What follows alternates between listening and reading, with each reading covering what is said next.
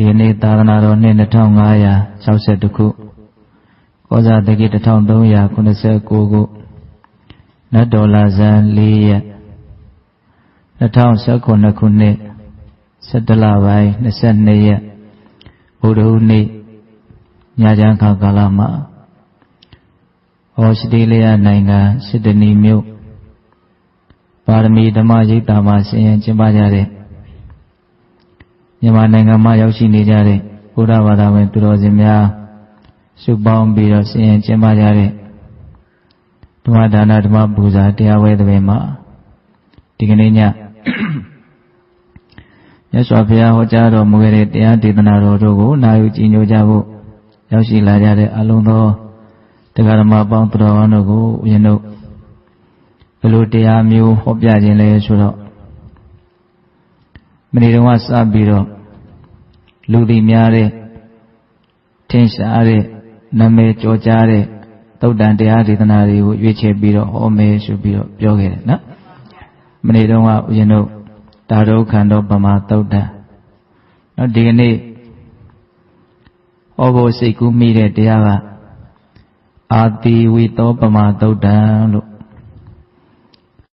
သာလယရဏဝဂတန်ယုတ်ပါဠိတော်ထဲမှာပဲလာရှိပါတယ်ဘာဖြစ်လို့လဲဆိုတော့ဒီအာတိဝိသောပမာသုတ်တန်ထဲမှာလည်းပဲအာယတနာတွေနဲ့ပတ်သက်တဲ့အချက်အလက်တွေပါနေတဲ့အတွက်ကြောင့်သာလယရဏဝဂတန်ယုတ်ပါဠိတော်ထဲမှာပဲမှတ်တမ်းတင်ထားတယ်ပေါ့နော်ဒါဒီသုတ်တန်ကလည်းပဲဥပမာဥမေယတွေပေးပြီးတော့မြတ်စွာဘုရားအထူးသဖြင့်တံဝေကဉာဏ်ရှင်းတန်ဖို့ဒီဒေသနာကိုဟောတာကနော်ဒုက္ခလက္ခဏာထင်ရှားအောင်ရှုမှတ်နိုင်ကြတဲ့ဘဝခန္ဓာဟာဆင်းရဲဒုက္ခမြတာဖြစ်တယ်လို့ဒုက္ခကိုကောင်းကောင်းနားလည်ထားကြတဲ့ယဟန်တော်တွေကိုဟောတယ်လို့ဆိုပါတယ်ဘုရားတို့ဒီနေရာမှာဒီတရားဒေသနာကိုဟောရတာကတော့တံဝေကဉာဏ်ရင့်တန်ဖို့ဆိုတဲ့ဒီရွယ်ချက်ပါပါတယ်နော်အခုတရားဓမ္မတို့ရောဥရှင်တို့ရောနိဗ္ဗာန်ချမ်းသာကိုမျက်မှောက်ပြုနိုင်သည့်အထိဉာဏ်ပညာတွေမမြင်မာကြသေးဘူးနော်တရားတို့တရားမြတ်ကိုမရကြသေးဘူးဘာဖြစ်လို့မရတာတုံးလို့မေးရင်ရအောင်ကြိုးစားအထောက်မှုမရှိလို့ရနိုင်ခြင်းမရှိလို့တော့မဟုတ်ရနိုင်ခြင်းရှိတယ်ရအောင်မလုပ်တာဘာလို့ရအောင်မကြိုးစားတာတုံးလို့မေးရင်တကယ်ထိတ်လန့်တဲ့တံဝေကဉာဏ်မရင်တန်လို့ဘဝဒုက္ခကိုတကယ်မကြောက်သေးလို့လူရင်းပြောရရင်ဘဝဒုက္ခတွေကိုတကယ်မကြောက်သေးလို့ဒီဒုက္ခတွေကလွတ်အောင်မလုပ်သေးတာဒါကြောင့်ဒီတရားဒေသနာကတံဝေကဉာဏ်ကိုများစွာရှင်းတန်စေလိမ့်မယ်လို့ဒါလေးကိုဥစွာပြောပါတယ်ဒီသုတ်တံကိုမြတ်စွာဘုရားကဒုက္ခလက္ခဏာထင်ရှားတော်မူကြတဲ့တော့ယဟန်တန်ဃာတော်တွေကိုဟောခဲ့တာတဲ့နော်တန်ချက်ဆက်လေးကဒီတိုင်းကောင်းတယ်နော်ဒီတိုင်းပဲထားလိုက်တော့နော်ဒီတိုင်းလေးကောင်းအဲ့တော့မြတ်စွာဘုရားကဥပမာပေးပြီးတော့ဟောတဲ့နေရာမှာနော်အတုမရှိတဲ့ပုဂ္ဂိုလ်ဖြစ်တဲ့အတွက်ကြောင့်နားလည်မှုလွယ်ကူစေဖို့ဥပမာပေးပြီးတော့ဒီတရားဒေသနာကိုဟောပါတယ်အဲ့တော့ဦးဇင်းတို့တချို့ပါဠိတော်တွေကဥပမာတွေကအရင်ကြီးပြည့်စုံစုံမပါဘူးအဲ့ဒါကိုဒီသုတ်တံကိုဖွင့်တဲ့အထကရာဆရာတော်ကပို့ပြီးတော့ပြည့်စုံအောင်အဓိပ္ပာယ်ကိုဖြည့်ဆွတ်ပြီးတော့ဖွင့်ပြရတယ်ဒီအထကရာထဲမှာဖွင့်ပြတဲ့အဓိပ္ပာယ်တွေပါတခါတည်းရောပြီးတော့ပြင်လို့ပြောသွားမယ်ပေါ့နော်ဒါမြတ်စွာဘုရားဘယ်လိုစပြီးတော့ဟောတော့ဆိုတော့ယဟန်တို့တဲ့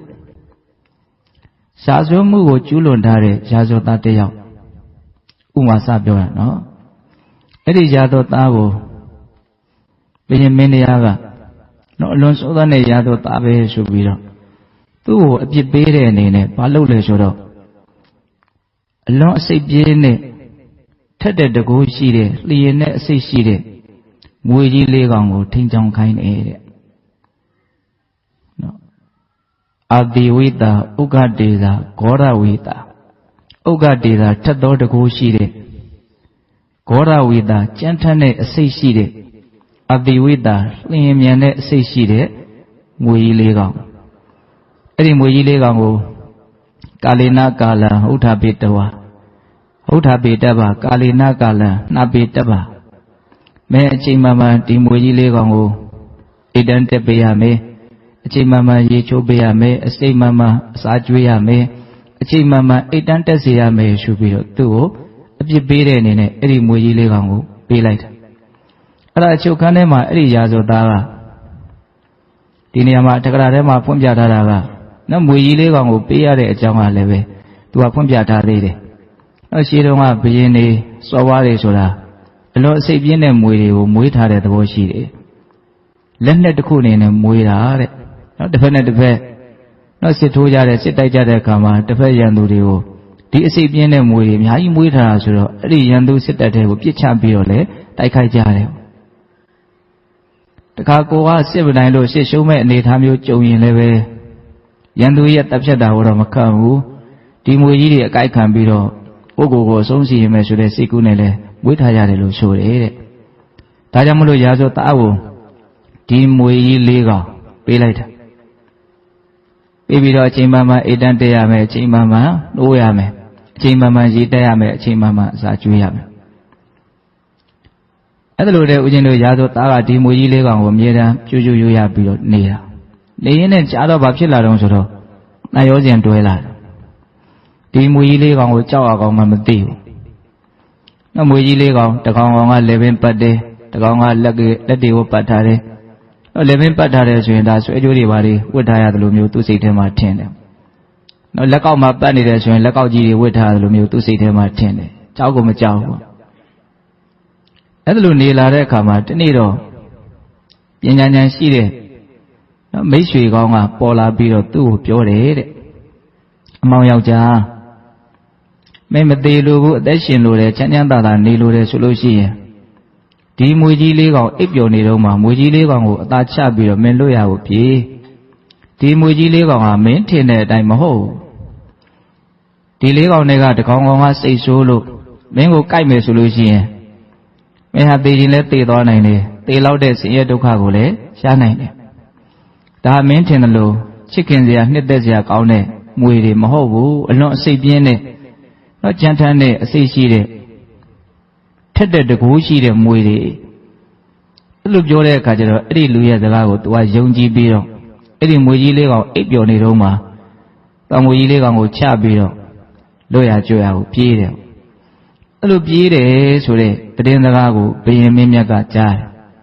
ကြားတဲ့အခါကျတော့ရာဇောသားပြေးတယ်ဆိုတော့ဘယ်နဲ့လောရမလို့မူမဒေနာပတိနေနဲ့တိုင်ပင်ပြီးတော့မလုပ်လဲဆိုတော့တိုက်ရီခိုက်ရီကောင်းတဲ့တပ်ဖြတ်တဲ့နေရာမှာလိမ္မာကျွမ်းကျင်တဲ့နော်လူသက်သမား9ယောက်ကိုတန်လျက်ကိုကြီးအပ်ပြီးတော့အဲ့ဒီရာသောသားနောက်ကိုလိုက်ပြီးတော့လောက်ကြံကြီးတတ်ချေလို့အမိန်ပေးတယ်အဲ့လိုအမိန်ပေးတော့ရာသောသားရဲ့နောက်ကိုလူသက်သမား9ယောက်ကလိုက်တာပေါ့နော်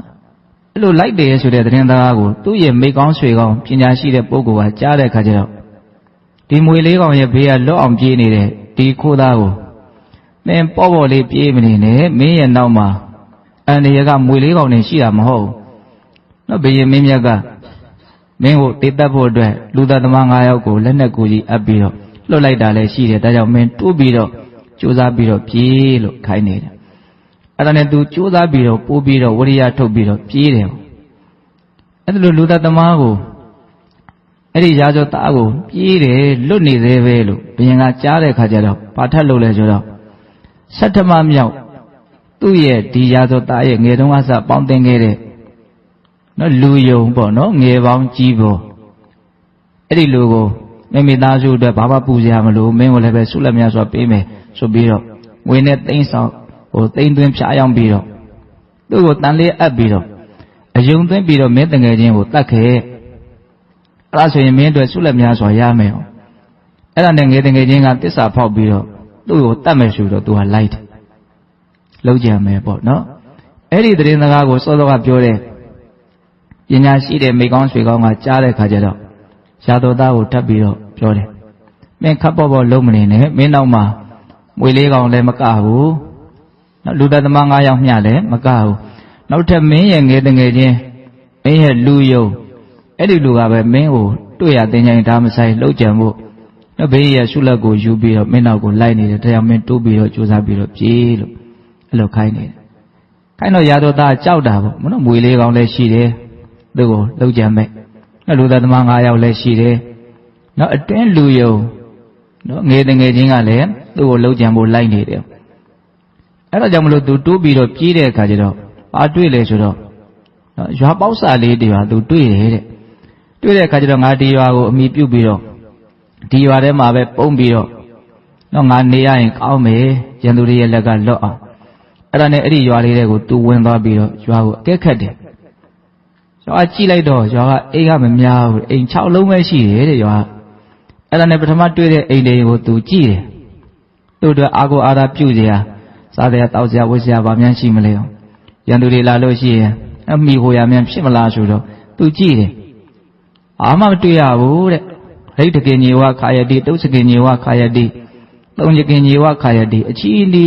တန်ဖိုးရှိတာဘာမှမတွေ့ရဘူးဘာမှမရှိတယ်ဟာလာဟင်းလင်းတန်ဖိုးမရှိတာတန်ဖိုးရှိတာဘာမှမရှိဘူး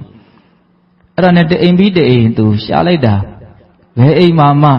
သူ့အတွက်အာကိုအာရပြုစရာတခုမှမတွေ့ရဘူးအဲ့ဒါနဲ့သူခဏလေးအပန်းဖြေပြီးတော့တိုင်နေတော့ရှိသေးတယ်စောစောကသူ့ရဲ့အကျိုးကိုလိုလားတဲ့မိတ်ဆွေကောင်းကရောက်လာပြီးတော့သူ့ကိုသတင်းစကားပေးတယ်။နေဒီနားမှာမောဖြေပြီးတော့ထိုင်မနေနဲ့ဒီရွာကိုဖျက်ဆီးမဲ့ရွာပြည့်တဲ့မြ6ယောက်ကမိတို့ကိုကြီးကိုင်းပြီးတော့ဒီရွာကိုဖျက်ဆီးဖို့အတွက်အခုလာနေကြတယ်။ဒါကြောင့်ဒီရွာဟာမင်းတို့အားကိုးရမဟုတ်ဘူး။ဒါကြောင့်ဒီရွာကိုစွန့်ပြီးတော့မင်းပြေးလို့ခိုင်းနေတယ်။ဟုတ်တယ်သူကြည့်နေတော့မှာကိုပဲနော်ရွာကိုဖျက်ဆီးမဲ့ဓမြ6ယောက်ကရောက်လာပြီးတော့မိတို့ကိုကြီးနဲ့အဲ့ဒီရွာမှာရှိတဲ့အိမ်6လုံးကိုမိတင်ပြီးတော့ရှို့ကြတယ်အဲ့ဒါနဲ့အော်ဒီရွာကငါတော်တော်အာကိုရာမဟုတ်ဘူးမရှိဘူးဆိုတော့ရွာကိုစွန့်ပြီးတော့သူဆက်ပြီးတော့ပြေးတယ်အဲ့လိုပြေးတဲ့အခါကျတော့ဦးဇင်းတို့အလွန်ကျဲတဲ့ရေပြင်ကျဲကြီးတစ်ခုတွေ့တယ်မဟာဥဒကဝန္တော်ရေပြင်ကျဲကြီးနော်မြစ်ပြင်ကျဲကြီးပေါ့အဲ့ဒါကိုတွေ့တဲ့အခါကျတော့သူအဲ့ဒီကမ်းမှာရက်ပြီးတော့သူစဉ်းစားတယ်ဟိုစဉ်းစားလဲဆိုတော့အော်ဒီမြစ်ရဲ့ဒီရေပြင်ရဲ့ဒီဘက်ကတော့ဘင်းရဲ့ပိုင်နဲ့ဒီထဲမှာနေသမျှငါဟာသူ့ရဲ့ရာဇဝသားပဲဒါကြောင့်ဒီဘက်ကန်းကငါအတွက်အလွန်တရာမှဘေးများတယ်အန္တရာယ်များတယ်မွေလေးကောင်ဆိုတဲ့ဘေးလည်းရှိတယ်ဖမ်းပြီးသွားရင်သူ့မွေလေးကောင်ပြန်အပ်မှာဟုတ်လားလူသားသမား9ယောက်ဆိုတဲ့ဘေးလည်းရှိတယ်ငါရဲ့ငယ်တငယ်ချင်းအတွင်းလူယုံရဲ့ဘေးလည်းရှိတယ်နော်ရွာကလည်းပဲအာကိုစရာဘာမှမရှိဘူးရွာပြည့်တဲ့မြ6ယောက်ကလည်းပဲဘေးရှိသေးတယ်ဒါကြောင့်ငါဒီဘက်ကနေလို့ရှိရင်ဘေးများလာတယ်အန္တရာယ်များလာတယ်ဒါကြောင့်ဒီဘက်ကငါမနေတော့ဘူးဒီရေပြင်ကိုဖြတ်ပြီးတော့ဟိုဘက်ကကိုရောက်အောင်ငါသွားမယ်ဟိုဘက်ကရောက်လို့ရှိရင်ဒီဘရင်ရဲ့အာနာဇက်ပိုင်တဲ့ကလွတ်သွားတယ်ဒါသူကငါ့ကိုလိုက်ပြီးတော့ပြစ်ပေးလို့မရဘူးဒါကြောင့်ငါဟိုဘက်ကကိုကူးမယ်ပေါ့အဲ့လိုနဲ့သူဟိုဘက်ကကူးမယ်ဆိုပြီးတော့စဉ်းစားလိုက်တော့တရားဆောက်ထားတာလည်းမရှိဘူးလေလည်းပဲအဲ့ဒီနာမှာရက်ထားတာမရှိဘူးဘာမှမတွေ့ရဘူးသူဒီတိုင်းလက်ပြစ်ကူးရမယ်အဲ့တော့ဒီတိုင်းလက်ပြစ်ကူးမယ်ဆိုရင်လေဒီလောက်ကျယ်တဲ့ရေပြင်ကြီးကိုသူစိုးအောင်ကူးနိုင်မှာမဟုတ်အဲ့ဒီတော့ဘာလုပ်လဲဆိုတော့ရတတ်သမျှနော်ဒုတ်ချောင်းလေးတွေထင်းစိုးထင်းကြောက်ကလေးတွေချိုးနော်မြက်ပင်လေးတွေဘာလေးတွေနှုတ်နော်တစ်ခက်တွေတစ်ကိုင်းတွေတွေ့သမျှပင်တွေကချိုးအဲ့ဒါတွေအကုန်လုံးကိုຫນွယ်ကြိုးလေးနဲ့စုစည်းပြီးတော့လူတကိုယ်သာခံတဲ့ဖောင်ကလေးသူဖွဲလိုက်တယ်နော်တည့်ရွက်ကလေးဖြစ်ကြတဲ့ဆန်းသူတယောက်နိုင်ရင်ပြီးတာပဲပေါ့နော်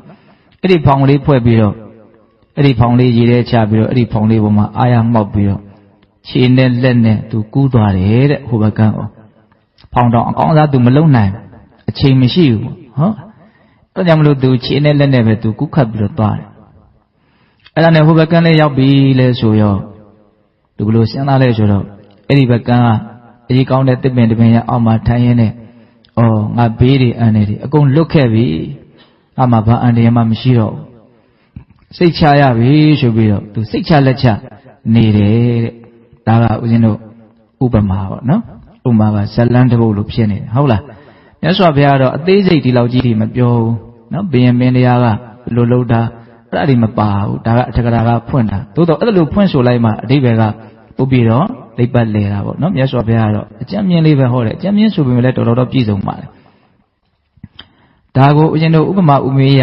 နော်ဟတ်ရမယ်ဆိုလို့ရှိရင်နော်ဘယင်မင်းတရားဆိုတာဘာကိုပြောတာလဲဆိုတော့ဘယင်မင်းတရားဆိုတာကံတရားကိုပြောတာနော်ရာဇဝတ္တဆိုတာဘာကိုပြောတာလဲဆိုတော့ရာဇဝတ္တဆိုတာတရားဓမ္မတို့ဦးဇင်းတို့တတ္တဝါတွေကိုပြောတာနော်ဒါကိုဦးဇင်းတို့မင်းကွန်းစတော်ဘုရားကြီးကဆောင်းပုဒ်ကလေးစီတာရှိတယ်အဲ့ဒီဆောင်းပုဒ်ကိုအရာကျက်နိုင်ရင်တော့ဒီအာတိဝိသောပမာသုတ်တံကပေတရုရဲ့ခေါင်းထဲမှာနော်လွင်လေးတကူရှိနေမယ်ပေါ့ကမင်းတရားလူခိုးသားကိုသုံးပါးဝတ်နောင်ဘဝထောင်၌လေးကောင်ဓာတ်မြေနှင်းအပ်ပေ၏ဟောတခါတည်းသူကအဖြေပါတွဲပြီးတော့ရေးတာအလွန်ဉာဏ်ကြီးတဲ့စတော်ကြီးပေါ့နော်ကမင်းတရားလူခိုးသားကိုကံဆိုတာမင်းတရားပဲနော်တတ္တဝါတွေဆိုတာခိုးသားပဲမဟုတ်တဲ့အမှုတွေပြုခဲ့တာရှိတယ်အဲ့ဒါပါလေရာဇဝမှုနော်ကမင်းတရားလူခိုးသားကိုသုံးပါးဝတ်နောင်ဘဝထောင်၌နော်ကာမရူပအရူပဆိုတဲ့ဘဝသုံးပါးလို့ဒီလိုပြောတာလည်းရှိတယ်ဟုတ်လားဒါဟာပါလေလို့ဆိုလို့ရှိရင်အချုပ်ထောင်ကြီးပဲပေါ့ကမင်းတရားလူခိုးသားကိုသုံးပါးဝတ်နောင်ဘဝထောင်၌လေးကောင်ဓာတ်မွေနှင်းအပ်ပေ၏တဲ့ဟုတ်လားမွေလေးကောင်ဆိုတာအဲ့ဒါဓာတ်ကြီးလေးပါကိုပြောတာတဲ့အဲ့ဒါကိုတော့မြတ်စွာဘုရားကအသေးစိတ်လေးဟောပြပါတယ်စတ္တာရောအာတိဝိတာဥက္ကတေတာဂောရဝိတာတိခောဘိက္ခဝေစတုံနေတံမဟာဗုဒ္ဓနာအဓိဝဆန္ဒအလွန်ထက်တဲ့တကူရှိတဲ့အလွန်ကြမ်းထမ်းတဲ့အစိတ်ရှိတဲ့နော်အလွန်လျင်မြန်တဲ့အစိတ်ရှိတဲ့မွေလေးကောင်ဆိုတာနော်စတုံနဲ့၄ပါးကုန်သောမဟာဗုဒ္ဓနာနော်ဓာတ်ကြီး၄ပါးရဲ့အဓိဝဆန္ဒနာမည်ပဲတဲ့ပထဝီအာဘောတေဇောဝါယောဓာတ်ကြီး၄ပါးရဲ့နာမည်အဲ့ဒီနေရာမှာဦးဇင်းတို့မွေကိုမြတ်စွာဘုရားဘယ်လိုပြောတော့ထက်တဲ့တကူရှိတဲ့နော်ကြမ်းထမ်းတဲ့အစိတ်ရှိတဲ့လျင်တဲ့အစိတ်ရှိတဲ့ပြောတယ်ကြိုက်လိုက်တာနဲ့တောင်းလျှောက်စိတ်ကတန်းတက်ဟုတ်လားဟိုဦးဇင်းတို့ဘာပြည်မှာတချို့ငန်းတွေဟာကြိုက်လိုက်တယ်ဆိုလို့ရှိရင်အဲ့ဒီတပြန်တောင်မသွားနိုင်ဘူးလို့ပြောတယ်အဲ့နဲ့တုံးကလေးတခါလေးလဲတော့ဟုတ်ကိန်းမှာတော့ဦးဇင်းအိဆန်ယုံနဲ့ဝင်ကြည့်တယ်နော်ဒီနိုင်ငံမှာဒုတိယအစိပ်ပြင်းဆုံးဆိုတဲ့မွေကိုသူပြောတယ်အဲစကပြန်ကနေတစ်ချက်ဘုံမေးကြည့်တဲ့ခါကျတော့ကြွက်တဲ့ကောင်ကိုကိုက်မယ်ဆိုရင်စက္ကန့်20အတွင်းအဲ့ဒီကြွက်သေးမယ်ပေါ့နော်သူတို့ရဲ့အစိတ်ကအလွန်မြန်တယ်ပေါ့နော်ဒါပါလေလျင်တဲ့အစိတ်ရှိတယ်ပျက်စီးသွားဆိုကြမ်းတဲ့အစိတ်လည်းရှိတယ်ဟုတ်လားအဲ့တော့စာတွေကတော့သူကဘယ်လောက်ထိတိတိကျကျပြောထားတော့ပထဝီအာဘောတေဇောဝါယောဓာတ်ကြီး၄ပါးမွေကြီး၄ကောင်နဲ့ဥမာပေးတဲ့နေရာမှာအသေးစိတ်ကလေးသူကပြောတယ်ဒီနေရာမှာဦးဇင်းတို့ဓာတ်ကြီး၄ပါးကိုနည်းနည်းလေးအခြေခံလေးတော့ပြောမှဖြစ်မယ်နော်ဓာတ်ကြီး၄ပါးကိုနားလည်ဖို့ကတိတ်မလွယ်ဘူးထင်တယ်လို့မလွယ်ဘူးဟုတ်လားဓာတ်ကြီး၄ပါးဆိုတာကနော်ပထဝီဆိုတော့မြေကြီးလို့ပြောရင်ဒီပဂရိမြေကြီးကိုသွားပြီးတော့မြင်မှစိုးတယ်ဟုတ်တယ်အဲ့ဒါလည်းပဲပထဝီပါပဲသို့တော်သူကပထဝီဓာတ်လွန်ခဲ့တဲ့ရုပ်အစုနော်ပထဝီပရမတ္ထသဘောပထဝီတတ္တဟာဘာလဲလို့မေးရင်မာတဲ့ပြော့တဲ့သဘောနှုတဲ့ကြမ်းတဲ့သဘောလေးပဲမျက်စိနဲ့ကြည့်လို့မမြင်ရဘူးလက်နဲ့ကင်ပြလို့မရဘူးဒါပေမဲ့ထိကြည့်ရင်တော့သိနိုင်တယ်တစုံတစ်ခုကိုထိကြည့်လိုက်နော်မာရင်မာမယ်ပြောရင်ပြောမယ်နှုရင်နှုမယ်ကြမ်းရင်ကြမ်းမယ်ဘလောက်နှုလို့ဘလောက်ကြမ်းမလဲဘလောက်မာလို့ဘလောက်ပြော့မလဲအတိုင်းအစအမျိုးမျိုးရှိနိုင်တယ်အဲ့ဒါလိုပဲကိုယ်ခန္ဓာမှာလဲစမ်းကြည့်ထိကြည့်ရင်အဲ့ဒီသဘောတဘာဝကိုစိတ်နဲ့မသိရဘူးလားသိရတယ်အဲ့ဒါပါလေပထဝီပဲနော်မာတာပြော့တာနှုတာကြမ်းတာကိုလက်နဲ့ကင်ပြလို့ရသလားမရဘူးနော်ထိကြည့်မှပဲသိနိုင်တယ်ကာယပတာရနဲ့ပဲသိနိုင်တယ်စိတ်နဲ့ပဲသိနိုင်တယ်ဒါပထဝီသဘောလေးဘလောက်နူးညံ့လဲဆိုတာအကောင်ထဲလို့စိတ်ထဲမှာထင်နေလို့ရှိရင်ပရမတ္ထမြင်အောင်မကြည့်တတ်သေးဘူးလို့ဆိုရမယ်အမုံမွားလေးမြင်နေတယ်နော်အတုံးခဲလေးမြင်နေသေးတယ်စိတ်ထဲမှာထင်နေသေးတယ်ဆိုရင်ကိုဒါပရမတ္ထကိုသူညာမဆိုင်နိုင်သေးဘူးဟုတ်လားသဘောလေးပဲမြင်အောင်ကြည့်ရမာတယ်ပြော့တယ်ခုဆိုကြပါစို့အန်ကြိတ်ကြည့်လိုက်မာတယ်သဘောမသိနိုင်ဘူးလားအဲ့ပထဝီပဲသဘောလေးပဲနော်ကိုယ့်ရဲ့ပါးလေးတွေလက်မောင်းလေးတွေထိကြည့်လိုက်ရင်တော့ဣဝင်သွားတယ်နော်နှုတယ်ပေါ့နော်အဲ့ဒါပါလေပြော့တယ်ပေါ့နော်အဲ့ဒါပါလေပထဝီပဲနော်ဓာတ်ကြီးလေးပါကိုအဲ့လိုအသေးစိတ်နားလည်ရမယ်ဟုတ်လားတေဇောဆိုရင်ဘာပြောတုံးပူတဲ့သဘောအေးတဲ့သဘောဝါယောဆိုရင်ထောက်ကန်တဲ့သဘောတစ်ခုကိုထိလိုက်ရင် तू ကပြန်ကန်နေတဲ့အားရှိတယ်ဟုတ်တယ်မဟုတ်လားနော်လှုပ်နေတဲ့သဘော ဒါပါလေလေသဘောပေါ့နော်စမ်းကြည့်လိုက်ပူတဲ့သဘောနှွေးတဲ့သဘောအေးတဲ့သဘောတစ်ခုခုတည်သောသဘောကိုမသိနိုင်ဘူးလားသိနိုင်တဲ့ဒါတွေဟာလည်းပါလေတဘာဝတွေပေါ့နော်အဲ့တော့ဒီနေ့မှာဦးဇင်းတို့ဒီပထဝီဓာတ်အာဘောဓာတ်တေဇောဓာတ်ဝါယောဓာတ်ဆိုတဲ့တက်ကြီးလေးပါးကိုမွေးကြီးလေးကောင်လို့မြတ်စွာဘုရားဟောတယ်ဒါကိုအသေးစိတ်စိတ်ထဲမှာနားလည်အောင်ကြိုးစားရမယ်ဒီနေရာမှာဦးဇင်းတို့မွေလေးကောင်ကိုအထာဂရတွေကဘလို့ဖွင့်ပြလဲဆိုတော့ကထမုခမွေဆိုတာရှိတယ်တဲ့ကိုက်လိုက်လို့ရှိရင် तू ကထင်းတုံးလိုဖြစ်သွားတယ်မတောင့်တောင့်ကြီးဖြစ်ပြီးတော့တည်သွားတယ်ပေါ့ကိုက်ခံရတဲ့တရားကမာကျော်သွားတော့နော်ကိုက်ခံရတဲ့တရားသူ့ရဲ့အစိတ်ကမအောင်လုပ်ပလိုက်တယ်ဟုတ်လားအဲ့ဒါပထဝီဓာတ်ကိုညညွန့်တာ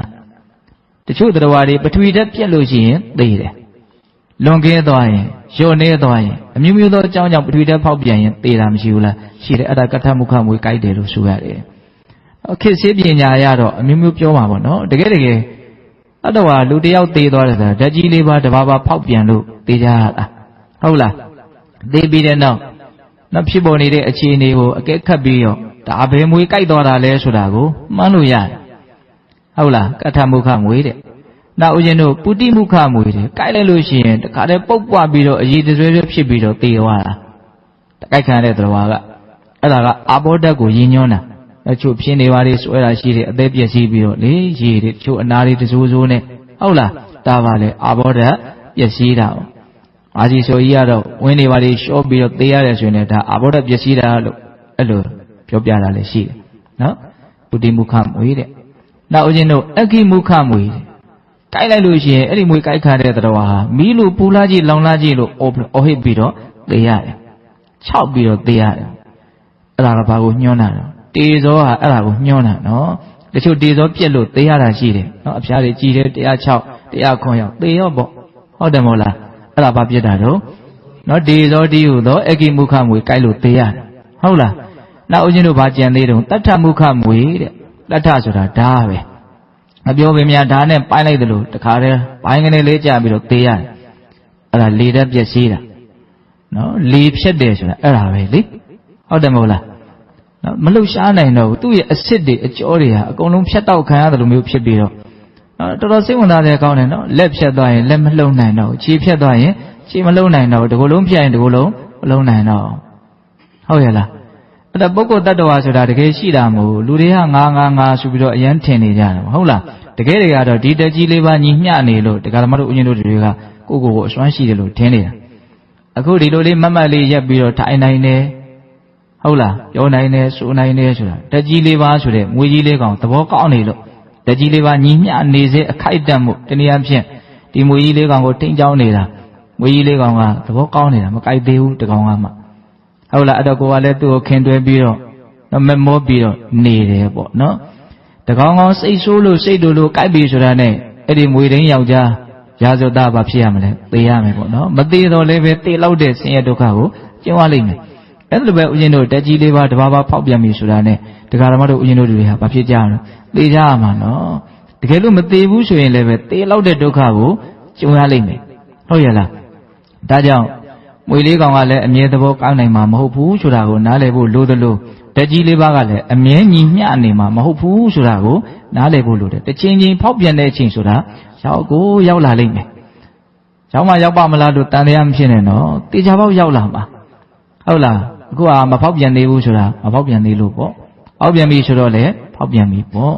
့ဟုတ်ရဲ့လားအဲ့တော့ဒီနေရာမှာဒီရုပ်တဘာဝတွေဆိုတာကနော်ကံစွမ်းအားနဲ့ဖြစ်နေတာရှိတယ်စိတ်စွမ်းအားနဲ့ဖြစ်နေတာရှိတယ်ဟုတ်လားဥဒုစွမ်းအားနဲ့ဖြစ်နေတာရှိတယ်အာဟာရစွမ်းအားကြောင့်ဖြစ်နေတာတွေလည်းရှိတယ်အိမ်မှာဦးဇင်းတို့၄မျိုးလုံးပြောပါဘူးလေကံစွမ်းတစ်ခုတည်းကိုပဲစဉ်းစားကြည့်နော်အတိတ်ကံကိုပြုခဲ့တဲ့လူအဖြစ်ကိုရသေးတဲ့ကံတရားရှိတယ်ဟုတ်လားအဲ့ဒီကံတရားကဘယ်တိုင်းတာထိသူထောက်ပံ့နေနိုင်မလဲတေချာသားကတော့ရှင်သန်တိုင်းမှာသူကုံလိုက်နေတယ်ဆိုတာတေချာတယ်အဲ့ဒါကိုတွေးမိဖို့လိုတယ်ဟုတ်တယ်မဟုတ်လားနောက်ဖျောင်းနိုင်မီလေးတောင်းနေတယ်စီမီတောက်လေးတောင်းနေတယ်ဘယ်လိုလုပ်တောင်းနေတာတော့လက်ကားတောင်းနေတာမဟုတ်ဘူးဒီစီနဲ့မီးစာကိုလောင်ကျွမ်းရင်းကုန်ခန်းစီရင်းနဲ့တောင်းနေတာလောင်နေဆိုတာကုံသွားတာပဲလေအဲ့ဒီကုံလိုက်မှဒီအလင်းဓာတ်ရှင်သန်မှုတောင်းနေတယ်ဆိုတာလေးကဖြစ်တာအခုဒီလျှက်စစ်မီးလင်းနေတယ်လက်ကားလင်းတာမဟုတ်ဒီတက်ကျိုးတွေကစီးလာတဲ့လျှက်စစ်ဓာတ်တွေကိုသူဖြုံးတီးရင်းနဲ့ကုန်ခန်းစီရင်းနဲ့လင်းနေတာပဲမဟုတ်လား ပြင်မီတာဘုံသွားကြည့်ဘလောက်ကုန်သွားပြီပတ်စံဘလောက်ပေးရမယ်ပေါ့ဟုတ်လားအဲ့လိုပဲကိုယ်ခန္ဓာကိုယ်ကြီးရှင်းတန်းနေတယ်ဆိုတာဘယ်စွမ်းအားကိုဖြုံးတီးရင်းနဲ့သူရှင်းနေတာလဲကုန်ခန်းစီရင်းနဲ့ရှင်းနေတာလဲကံစွမ်းအားဟုတ်လားဘလောက်ပါလဲလို့သိခွင့်မရှိဘူးနော်သိကြတာကရှင်တိုင်းရှင်တိုင်းရှင်နေတိုင်းရှင်နေတိုင်းသူကုန်လိုက်နေတယ်ဆိုတာသိကြတယ်ဟုတ်လားအဲ့တော့သူကုန်ပြီဆိုတာနဲ့ဒီတက်ကြီးလေးပါဘာဖြစ်တော့မလို့ဖောက်ပြန်တော့မယ်ဖောက်ပြန်တော့မယ်နော်ဖောက်ပြန်ပြီဆိုရင်ဘယ်တက်ဖောက်ပြန်မလဲဘယ်တက်ဖောက်ပြန်လို့မှတက်တာမှမဟုတ်ဘူးဟုတ်လားဒါကြောင့်ပေးတဲ့ပေါင်းတို့ဒါတန်ဝေကရစရာကောင်းတယ်ပေါ့နော်ဒီနောက်မြတ်စွာဘုရားဟောတဲ့အသေးစိတ်လေးကိုလည်းဆက်ပြီးတော့တွေးတတ်ဖို့လိုတယ်နော်အချိန်မှန်မှန်ရေချိုးပေးရမယ်အချိန်မှန်မှန်အစာကျွေးရမယ်အချိန်မှန်မှန်သိရမယ်အချိန်မှန်မှန်နှိုးရမယ်ဟောမွေကြီးလေးကောင်ရာဇဝတတော့ဒီအတဘောပထဝီအဘောတေဇောဝါယောဆိုတဲ့တက်ကြီးလေးပါအစုအဝေးဒီကိုကောင်ကြီးကိုလည်းတရားဓမ္မတို့ဦးဇင်းတို့တွေကအမြဲတမ်းအဲ့လိုပြုစုလုပ်ကျွေးနေရမရှိဘူးလားရှိရနော်ဒီနိုင်ငံလူတွေပိုးတောင်းအချိန်မှန်မယ်နဲ့တူတယ်ဟုတ်လားကာလေနကာလံဥထပေတက်ပါကာလေနကာလံနှပေတက်ပါကာလေနကာလံဩစီတက်ပါလေနော်အချိန်မှန်မှန်ကျွေးရမယ်အချိန်မှန်မှန်ရေချိုးပေးရမယ်အချိန်မှန်မှန်သိရမယ်အချိန်မှန်မှန်နှိုးရမယ်ဟုတ်လားလုပ်ပေးနေရတာပဲလေအမြဲတမ်းဟုတ်လားအဲ့ဒါသူသဘောကောင်းနေတဲ့အချိန်မှာတော့သူနဲ့ကိုယ်နဲ့ဘယ်လိုဖြစ်နေလဲအစဉ်ပြေးနေမှာပေါ့နော်သူသဘောမကောင်းတော့ဘူးဆိုတာနဲ့ကိုကအလိုလဲခံရလိမ့်မယ်နော်ဒါကြောင့်ဦးဇင်းတို့ပေးတဲ့ပေါင်းတော်အောင်တို့မွေကြီးလေးကောင်ဆိုတာဘာကိုပြောတာလဲဆိုတာလေးကိုအသေးစိတ်လေးဦးဇင်းပြောလိုက်ပါတယ်ဟုတ်လားနောက်ထပ်ဥမာတွေကအများကြီးကြံနေသေးတာနော်ဟုတ်လားဒါလေးကိုပဲဦးစားပြီးတော့ပြောနောက်ဟာတွေတော့အကျဉ်းမြင့်တော့ပဲပြောနိုင်မယ် तू ကဥပမာတွေကအများကြီးဟုတ်လားအဲ့ဒါဦးဇင်းတို့ဆက်ပြီးတော့လင်္ကာလေးရွတ်ကြည့်မယ်နော်ကမင်းနယလူခိုးသားကို၃ပါးဝတ်နောင်ဘဝထောင်၌၄កောင်ဓာတ်မွေနှင်းအပ်ပေ၏ဒီရောက်သွားပြီနော်ပရမေဗုဒ္ဓမေကောင်းမှ၍ဘဝဝတ်နောင်မွေ၄កောင်မှလွတ်အောင်ယုံထွက်ပြေးပါလျက်လဲတဲ့ဟောဒီရောက်မွေ၄កောင်ကိုရှင်မင်းကအပ်ထားတဲ့အခါကျတော့ तू ကမသိတော့ပြောနေတာနှစ်သက်နေတာအဲ့ဒီမှာဉာဏ်ရှိတဲ့မိတ်ဆွေကရောက်လာပြီးတော့ဒါမင်းထင်တယ်လို့မဟုတ်ဘူးအလွန်အန္တရာယ်ကြီးတဲ့အကောင်တွေဒါကြောင့်အိပ်ပျော်နေတော့မင်းဒီအကောင်၄កောင်ကိုချပြီးတော့ပြေးလို့မိတ်ဆွေကောင်ကလာပြီးတော့မပြောဘူးလားအမိတ်ဆွေကောင်းဆိုတာမြတ်စွာဘုရားကိုပြောတာတဲ့နော်ပရမေဗုဒ္ဓမိတ်ကောင်းမှ၍ဘဝဝတ်နောင်မွေ၄កောင်မှလွတ်အောင်ယုံထွက်ပြေးပါလျက်လေမြတ်စွာဘုရားရဲ့တရားစကားကိုတရားဓမ္မတို့ဦးဇင်းတို့နာကြရကြားကြရသိခွင့်ရကြလို့ဒါဟာအကောင်းမဟုတ်ဘူးလွတ်မြောက်အောင်ကြိုးစားသင့်တယ်ဆိုတဲ့စိတ်ကလေးတွေပေါက်လာတာပေါ့နော်အဲ့လိုလွတ်မြောက်အောင်ကြိုးစားသင့်တယ်ဆိုပြီးတော့စိတ်ကူးပေါက်လာလို့လွတ်မြောက်အောင်ဘယ်လိုလုပ်မလဲနော်ဘယ်လိုပြေးမလဲအော်မင်းကုန်းဆိုလို့ရအသေးသေးလေးရှင်းပြတာရှိတယ်ပဂတိခြေလမ်းများနဲ့ပြေးလို့မရဘူးတဲ့အမှန်တရားကိုသိတယ်ဆိုတာအဲ့ဒါပြေးတာပဲအနိစ္စဒုက္ခအနတ္တလက္ခဏာရေးသုံးပါးကိုသိတာဟာဒီမွေလေးကောင်ရဲ့လက်ကနေပေါ်လွတ်အောင်ပြေးတာတဲ့ပဂတိခြေလမ်းနဲ့ပြေးလို့မရဘူးကားစီပြေးလို့လည်းမရဘူးလေမြန်စီပြေးလို့လည်းမရဘူးဟုတ်လားဒါဘာနဲ့ပြေးအောင်ဆိုဉာဏ်နဲ့ပြေးရတာပေါ့နော်ဉာဏ်နဲ့ပြေးမှအမှန်သိမှတာရဲ့ပေါ်မှာတွေ့တာမှုကင်းမှဒီဒုက္ခကလွတ်မှာကိုဟုတ်လားအေးပရမေဗုဒ္ဓမေကောင်းမှ၍ဘဝဝနာမွေလေးကောင်မှလွတ်အောင်ယုံထွက်ပြေးပါလေလေလက်နဲ့ကိုယ်စီဆွဲပိုက်ချီလျက်နော်လောကီခန္ဓာ၅ပြာဟူသာသူတများနဲ့ဟောလူသားသမား၅ယောက်ဘုရင်ကမလွတ်လိုက်ဘူးလားလွတ်လိုက်တယ်နော်အဲ့ဒါလူသားသမား၅ယောက်ဆိုတာဘာပြောအောင်ဆိုတော့ဥပါဒณะခန္ဓာ၅ပါးကိုပြောတာတဲ့နော်ပင်စဝရကပစ္စတိကနော်ဟောဒါကိုကင်ပြီးတော့ကိုယ်နောက်ကတတ်မယ်လို့လိုက်နေတဲ့လူသားသမား၅ယောက်ဆိုတာနော်ပင်စနေတံဥပါဒณะခန္ဓာနဲ့အဓိဝဆန္ဒနော်ဝေဒနုပါဒณะရူပပါဒณะခန္ဓာဝေဒနုပါဒณะခန္ဓာသင်္ညုပါဒณะခန္ဓာသင်္ခါရုပါဒณะခန္ဓာဝိညာဏုပါဒณะခန္ဓာအမှခန္ဓာကိုရိုးရိုးမပြောရှေ့ကဥပါဒံလေးထည့်ပြောတယ်နော်ဥပါဒံနဲ့ခန္ဓာဥပါဒံဆိုတာဘာလဲဆွဲလန်းတာပေါ့နော်တရားဓမ္မတို့အရှင်တို့တွေဟာဒီရုပ်ရဲ့ပုံမှာဆွဲလန်းတယ်အဲ့တော့ရုပ်ဟာဆွဲလန်းမှုဥပါဒံရဲ့တရားဖြစ်တယ်ဝေဒနာဟာဆွဲလန်းမှုဥပါဒံရဲ့တရားဖြစ်တယ်သင်ညာဟာလည်းဆွဲလန်းမှုဥပါဒံရဲ့တရားသင်္ခါရဝိညာဉ်ဆွဲလန်းမှုဥပါဒံရဲ့တရားအဲ့ဒါကိုဥပါဒံနဲ့ခန္ဓာလို့ပြောတာနော်ဆွဲလန်းမှုရဲ့တရားခန္ဓာ၅ပါးပေါ့နော်အဲ့ဒီခန္ဓာ၅ပါးဟာဘာလို့လူသားသမား၅ယောက်တဲ့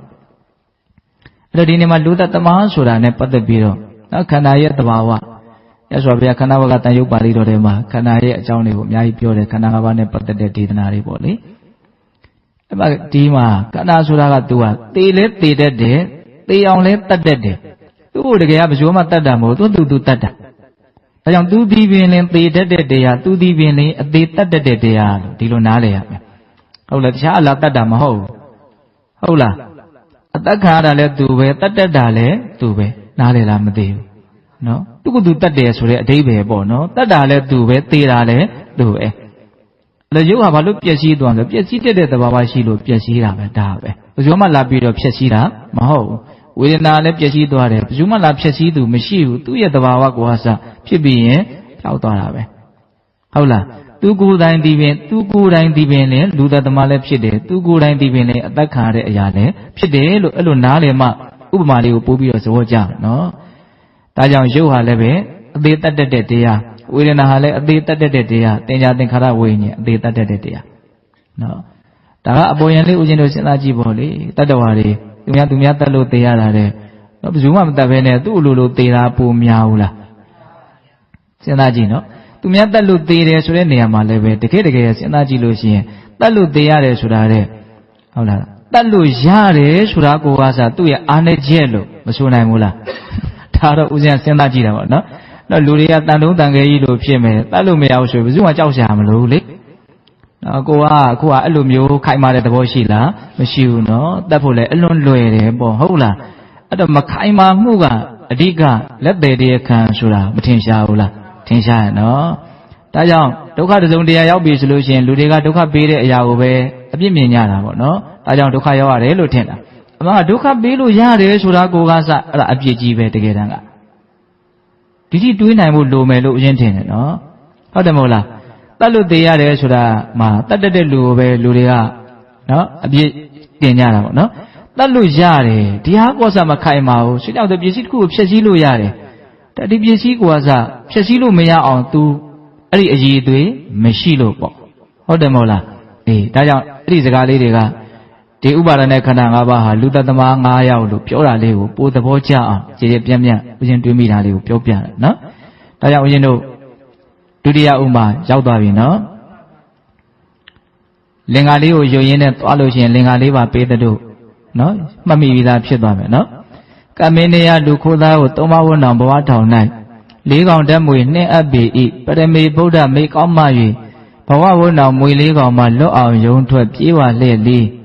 လက်နဲ့ကိုစီဆွဲပိုက်ချီလေငါလောကီခန္ဓာ၅ပြားဟူသောသူတများနှင့်ထံပါကက္ခတက်ခွင့်ရှာသည့်တဏှာခေါ်မှတ်တွင်းလူသတ္တုဟောကိုယ့်ရဲ့ငယ်တငယ်ချင်းအတွင်းလူယုံကိုဘုရင်မင်းတရားကလှုပ်ကြံဖို့လှုပ်လိုက်တာရှိရနော်အဲ့ဒီအတွင်းလူယုံ6ခုမြောက်6ယောက်မြောက်လူသက်သမားသူကဘာကိုပြောအောင်ဆိုတဏှာကိုပြောတာတဲ့အဲ့ဒီတဏှာထဲမှာတော့မြတ်စွာဘုရားကနန္ဒီရာဂလို့သုံးတယ်မနေ့ကလည်းအနိနန္ဒီရာဂအကြောင်းကိုနည်းနည်းပြောတယ်နော်သတ္တောအန္တရာစရောဝရကောဥခိတာတိခောတိခောဘိက္ခဝေနန္ဒီရာဂတေတံအတိဝဆနာနော်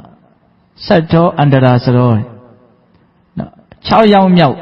ကိုယ့်ရဲ့အတွင်းကလူယုံနော်ဥခိတာတိခောတန်လျက်ကိုကိုင်းချီပြီးတော့လိုက်နေတဲ့ကိုယ့်ကိုတတ်မဲ့အတွင်းလူယုံဟုတ်လားအဲ့ဒါဘာလို့လဲဆိုတော့နန္ဒီရာဂတနန္ဒီရာဂရဲ့အတိဝဆနာနဲ့ပဲတော့နန္ဒီဆိုတာဘာလဲနှစ်သက်တာမမိသေးလားရာဂဆိုတာစွဲမဲ့တာနန္ဒီဆိုတာလောဘအပျော်သားဟုတ်လားယာဂဆိုတာ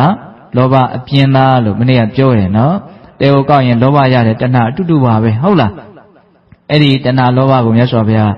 ငယ်ပေါင်းကြီးပေါ်အတွင်းလူယုံလို့ပြောတယ်ဒါဟာအများကြီးစဉ်းစားရကောင်းဟုတ်လားဒီအချက်ကအများကြီးစဉ်းစားရကောင်းတယ်တော့ဒကာဓမ္မတို့ဦးဇင်းတို့တွေကဘယ်လောက်ထိသူ့ကိုယုံလဲဆိုလို့ရှိရင်ကိုယ်နဲ့တသားလေးကိုထားတယ်နော်လောကပြောတဲ့စကားဆိုလို့ရှိရင်ဘလို့လို့တသားလေးကိုထားတယ်သူများပြောတဲ့စကားလို့ဟုတ်မဟုတ်မှန်မမှန်ချင့်ချိန်ဖို့ကိုမစင်သားတော့ဟောဒါငါအမြင်ပဲပေါ့ဟုတ်လားအဲ့လောက်ထိသူ့ကိုယုံတယ်ပေါ့နော်ဟုတ်လားငယ်ပေါင်းကြီးဖို့လို့ပြောရလဲပဲအလွန်မှထိရောက်တယ်လို့ဆိုနိုင်တယ်အမြဲတမ်းသူနဲ့အတူတူနေတာပဲတကယ်တမ်းကဒီအလိုဆန္ဒတရားဓမ္မတို့ဦးဇင်းတို့ ਨੇ အကွဲမကွာရှိရနော်ဟိုဘဝရတယ်ဆိုတာကိုကဘဝနိကန္တိကလောဘဇောနဲ့စလာတယ်ဆိုတာတော့ပေးတယ်လို့ကြားဦးတယ်နော်ဘဝကိုမမောတဲ့လောဘနဲ့စကြတာပေါ့ဟုတ်လားအဲ့တော့ तू ကဘယ်လောက်ထိတော့ငယ်တငယ်ချင်းလဲဆိုတာကတော့စတဲ့ကွာစ तू ပါတယ်ပေါ့သူ့ကြောင့်လည်းဖြစ်ရတာပဲတကယ်ကဟုတ်လားဒါကြောင့်ဒီလောဘကိုမြတ်စွာဘုရားငယ်ပေါင်းကြီးဖို့လို့ပြောတာအလွန်တရာမှထိရောက်တယ်လို့မဆိုနိုင်ဘူးလားအေးပြီးရင် तू ကဘာလုပ်မှာတော့ လုံးကြံမှာနော်ကိုယ်ကိုနောက်ကျောကနေဓာတ်နဲ့ထိုးမဲ့လူပဲလူကဟုတ်လားဒါပေမဲ့ကိုကသူ့ကိုဘာဖြစ်တော့ယုံနေဟုတ်လားအဲ့တော့ဒီနေရာမှာဦးဇင်းတို့စဉ်းစားရရှိတာကသူ့ကိုယုံနေတာကကိုယ့်အတွက်အန္တရာယ်ဆိုတာကိုနားလည်ရမှာဟုတ်တယ်မဟုတ်လားဒါမယုံရဘူးဆိုတာကိုသိလို့ရှိရင်သူ့ကြောင့်ဒုက္ခရောက်တာနည်းနိုင်တယ်နော်လောဘပြောတာကိုမယုံရဘူးဆိုတဲ့အမြင်လေးရှိမယ်ဆိုရင်လောဘကိုအများကြီးဒုက္ခပေးနိုင်မှာမဟုတ်ဘူးတကယ်တမ်းကဒီလူယုံလူသက်သမားကကြောက်เสียလားသူ့ကိုယုံမိတဲ့အချက်ကကြောက်เสียလားပိုးကြောက်เสียလားဆိုတာကိုနည်းနည်းလေးကွဲပြားအောင်စဉ်းစားနေတယ်လောဘဆိုတာတော့ရှိတာပေါ့နော်လောဘပြောတာကိုယုံမိဆိုတော့မှကိုကလှုပ်တော့မှလေအဲ့ဒီကြတော့မှအကျိုးမဲ့ရဖြစ်မှာဟုတ်လားဒါလောဘပြောတာဒါယုံတဲ့ကိစ္စမဟုတ်ဘူးဆိုတော့သူကသူ့ကိုကလန်ကဆန်လုပ်မယ်အဲ့လိုဆိုလို့ရှိရင်ကိုကအများကြီးအကျိုးရှိနိုင်မယ်ဒါနားလည်ဖို့လိုတယ်ဟုတ်လားမယုံတဲ့နဲ့မယုံတိုက်တဲ့လူကိုမယုံဘူးဆိုရင်သူဒုက္ခပေးလို့မရဘူးဆိုတဲ့အဓိပ္ပာယ်မျိုးကိုပြောချင်တာဦးဇင်းကဟုတ်လားဒါကြောင့်ယုံမိတာကတော်တော်ဆိုးရတဲ့ကိုယ့်အတွက်ပြဿနာလို့နားလည်ဖို့လိုတယ်ဟုတ်ရဲ့လားဒါကြောင့်လောဘဟာအတွင်းလူယုံငယ်တငယ်ချင်းဖြစ်တယ်ဆိုတာလေးကိုကိုယ့်အကိုညံတယ်လည်းပဲချက်ပြီးတော့အများကြီးဦးဇင်းကစဉ်းစားကြည့်သေးခြင်းတယ်ဟုတ်လားနောက်ထပ်ဥမာတွေအများကြီးကြံသေးလို့နော်အဲ့တော့လောဘကိုငယ်ပေါင်းလို့ပြောတာနောက်ကိုယ့်ကိုလှုပ်ကြံမဲ့နော်အယုံသွင်းပြီးတော့တတ်မဲ့အရာလို့ပြောတာအဲ့ဒါကိုကိုညံတဲ့ကိုချက်ပြီးတော့နားလည်အောင်ကြိုးစားရမယ်ဟုတ်လားတဏှာခွန်မတ်တွင်းလူသက်တို့ထက်ကြက်မကွာကလျက်ပါ၏ရွာပြည့်ကြီးနယ်ရှေ့6သွယ်ကကိုယ်ွယ်မရစိတ်သုံးလှခဲ့သူပြေးနဲ့နော်မိုးကြီးလေးကောင်ရဲ့ဘေးလူသက်သမား9ယောက်ရဲ့ဘေးအတွင်းလူယုံရဲ့ဘေးဒါကနေလွတ်အောင်သူပြေးနဲ့သူရွာပြည့်စီကိုရောက်သွားတယ်ရွာပြည့်ကုန်းကိုရောက်တယ်ဟုတ်လားအဲ့ဒီရွာပြည့်မှာအိမ်ဘယ်နှလုံးရှိတယ်လို့ဆိုတော့6လုံးရှိတယ်တဲ့အဲ့ဒီအိမ်6လုံးနဲ့တိဆောက်တဲ့ဒီရွာပြည့်ဆိုတာဘာကိုညင်ညွှန်းတာတုံးဆိုတော့နော်မျက်စိနာနာလျှာကိုစိတ်လို့ဆိုတဲ့အတွင်းအာယတနာ6ပါးကိုညင်ညွှန်းတာဒါကြောင့်တာလာယတနာဝကတန်ရုပ်ပါဠိတော်ထဲမှာဒီသုတ်တံကိုမှတ်တမ်းတင်ထားနော်အဲ့တော့ဦးဇင်းတို့ဒီနေရာမှာပါဠိတော်တွေကဘယ်လိုပြောထားတော့နော်ဒီရွာပြည့်ကြီးဆိုတာနော်ဘာကိုပြောတာလဲလို့ဆိုလို့ရှိရင်စနေတံဣဇတိကာနအာယတနာတံအဓိဝဆန္တနော်6ပါးကုန်သောအာယတနာတရားတို့ရဲ့နာမည်ဖြစ်တယ်တဲ့နော်အဲ့တော့ဒီနေရာမှာမြတ်စွာဘုရားကအဲ့ဒီလိုလေးရှင်းပြီးတဲ့နောက်မှာနောက်ထပ်ပြီးတော့အသေးစိတ်လေးထပ်ရှင်းတာရှိတယ်အဲ့ဒါကဘာလဲဆိုတော့ဒီမျက်စိဆိုတာကိုပန္တိတောပြတ်တော်မေတာဝီပင်ကိုဉာဏ်ရှိတဲ့ပုဂ္ဂိုလ်အသိရှိတဲ့ပုဂ္ဂိုလ်လိမ္မာကျွမ်းကျင်တဲ့ပုဂ္ဂိုလ်ကမျက်စိကိုသူကြည့်တယ်တဲ့ကြည့်တယ်ဉာဏ်နဲ့ကြည့်တယ်ဆင်ခြင်ကြည့်တယ်အဲ့လိုကြည့်လိုက်တဲ့အခါမှာရိဋ္ဌကေညေဝခာယတိတုတ်စကေညေဝခာယတိတုံညကေညေဝခာယတိတဲ့၃မျိုးပြောတယ်စောတော့ကရာဇောသားကအိမ်ထဲကိုရှောက်ရှာတယ်စားတရားတောက်စရာလေးများရှိမလားဘေးအန္တရာယ်ကိုကာဝယ်ပေးတာလေးများရှိမလားကြည့်တယ်ဘာမှအားကိုးရမတွေ့ရဘူးလို့ဆိုခဲ့တယ်နော်အခုလည်းပဲဉာဏ်ရှိတဲ့လူကဒီမျက်လုံးကိုကြည့်တယ်ဆင်ခြင်ကြည့်တယ်ဒီထဲမှာအနှစ်သာရရှိတာဘာမှမတွေ့ရဘူးတဲ့နော်ရိဋ္ဌကေညေဝအာတံဘူးမှရှိတာအဲ့ဒီထဲမှာမရှိဘူးတုတ်စကေညေဝအချီးနှီးပဲတုံညကေညေဝတုံညပဲတုံညဆိုတာဘာတော့အာတံဘူးမှမရှိတာကိုပြောတာဟုတ်လား၃မျိုးတောင်ပြောတယ်နော်ဘာတံဘူးမှမရှိဘူးဆိုတာကိုပဲပရိယေစကားနဲ့၃လုံးပြောတယ်ရိဋ္ဌတုတ်ဆတုံညလို့ဒီလိုသုံးတယ်ဟုတ်လားမဟုတ်ဘာမှမရှိဘူးဒီထဲမှာဘာတံဘူးရှိတာမှမရှိဘူးလို့ပြောတာဒါတော့ကိုဉာဏ်ရှိမှမြင်နိုင်မဲ့ကိစ္စနော်ဒါကြောင့်သူကရှေ့ကသုံးထားတာကပန္တိတောဖြတ်တော်မေတာဝီဉာဏ်ကိုတောင်ဉာဏ်ရှိတယ်ဆိုတော့၃မျိုးပြောတယ်နော်ပန္တိတဖြတ်တမေတာဝီလိမ္မာတဲ့အသိရှိတဲ့ဉာဏ်ရှိတဲ့ပုဂ္ဂိုလ်ဟုတ်လားအဲ့ဒီပုဂ္ဂိုလ်အမှန်သိတဲ့ပုဂ္ဂိုလ်ကမျက်လုံးကိုသူစစ်ဆေးကြည့်တယ်ဘာတွေများဒီထဲမှာတန်ဖိုးရှိတာရှိလဲတန်ဖိုးရှိတာမှမရှိဘူးလို့ဆိုတယ်တဲ့ဟုတ်လားအဲ့လိုပဲနားကိုသူစစ်ဆေးကြည့်တယ်